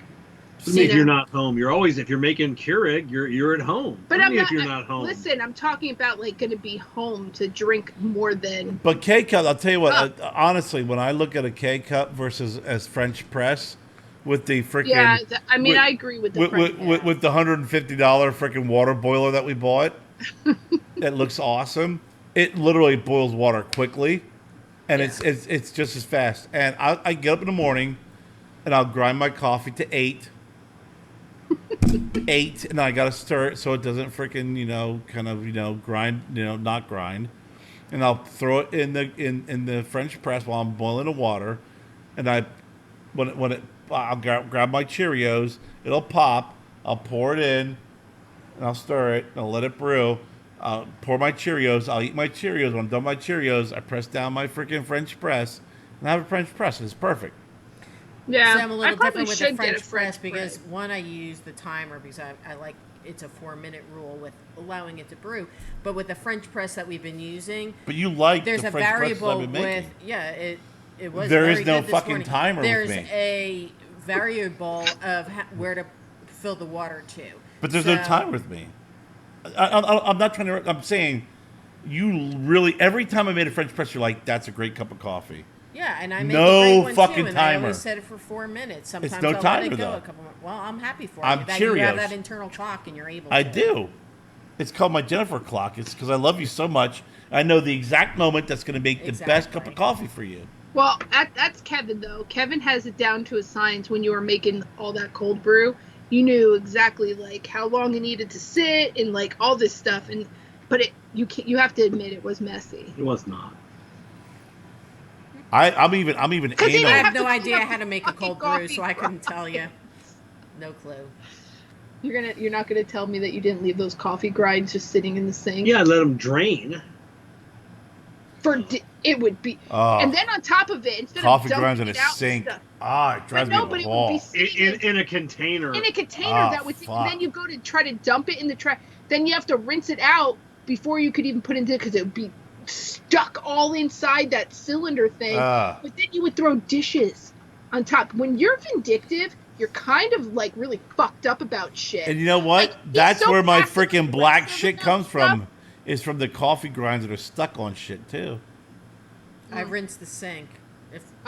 Kevin, because I throw the grinds in the garbage, and then whatever's left in the basket gets rinsed off in the sink down the garbage disposal. And also, you know what's even worse too is, like, in the morning, if he really wants to be like passive aggressive, he purposely unload the dishwasher knowing he's being loud as fuck and no one else has to be up, but he's gonna wake everybody up. Oh my god, that shit kills me. You do it a lot. Yeah, because after a couple days, you kind of want clean dishes. Really? Unload the after dishwasher. A couple days? Kevin, is that really we're getting body cams and cams all over the house. That would be funny. Oh my god, that would make a great show. Up my life is living with Kevin sometimes, because he's delusional. I think you should do it. He says I think it would make a great show. But I want to prove to the world that I am the most normal motherfucker up in this joint. No, you're right. You're the most you are completely normal. You're like neurotic, and that's what drives psychotic. Normal people drive me insane. Yes. Apparently. Because they don't do anything right. Well, we were talking tonight, and I asked you a question. There you have it. We were upstairs, and Jen's in her office, and I asked a question. She's like, "Why are you yelling at me?" Before coming down here. Before coming down here. And why did I yell? Honestly. Because you claimed I wasn't answering your question correctly, but didn't. I answered it and then gave you additional information on why I answered it that way. No, you're wrong. I ask a question. If someone says, "What's 2 plus 2?" and someone explains to you the history of arithmetic, I'm like, I don't give a fuck about that. I just want to know what 2 plus 2 is. Okay. And what did I ask you? We were talking about my dad. We were talking what? I don't even remember anymore. Well, we were talking about my dad, and I said, you know what? We got the shipping. We got all these boxes of Big Tony. I want to send some Big Tony's boxes to my dad and have him sign them. Oh, sweet. Oh, that's cool. And I'm like, and I said to her, how easy would that be? No, what I said to you was, I think it would be really cool to send my dad boxes of Big Tony and have him sign them.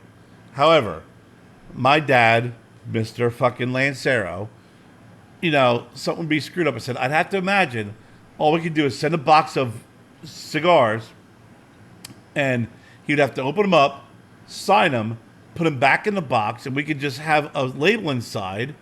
Yeah. With same weight, same dimensions, and send it. And Jen said, well, no, because that label will only last for a couple of days. We'd have to email it to him. The pre-orders is in infinite days. We'd have to email it to him, and he had to print it off. I go, oh.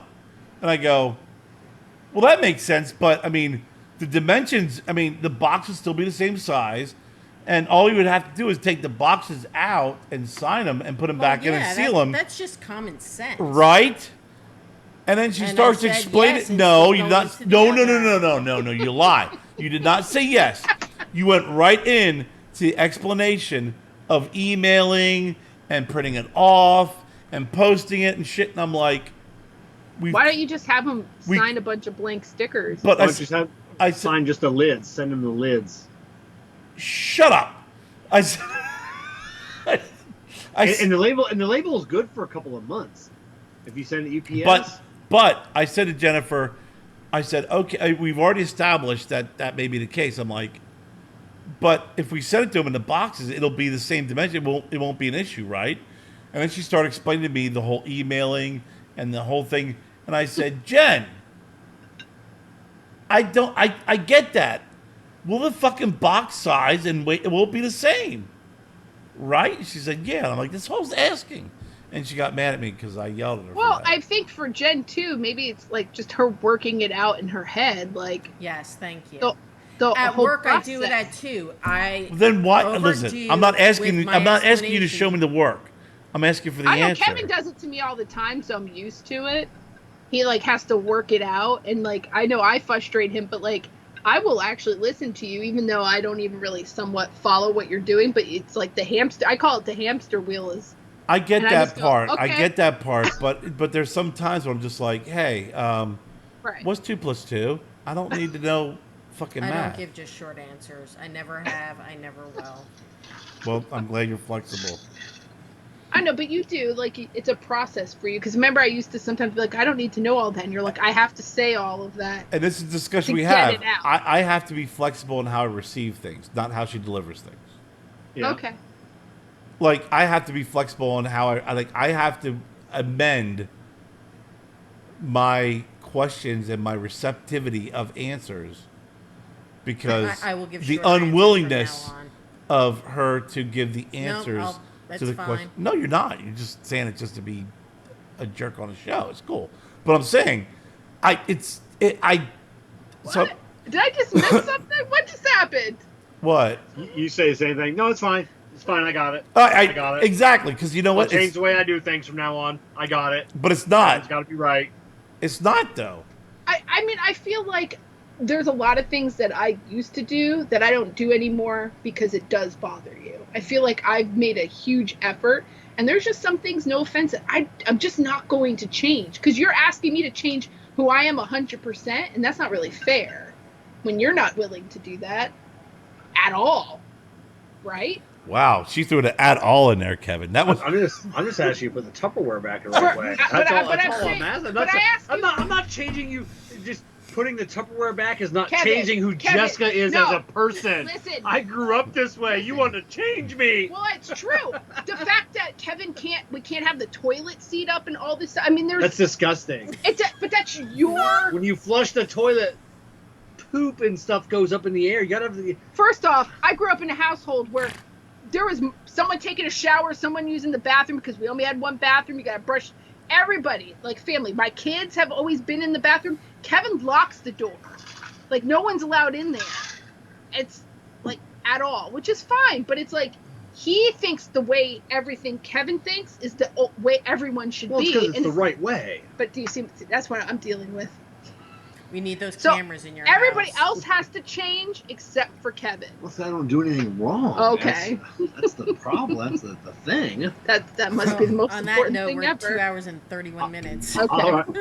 Woohoo! On that, are you ready, Kerr? Be more like Kevin. Oh, be more like Kevin. Yeah, I think I got it. It'll fuck up, I guarantee it, boy.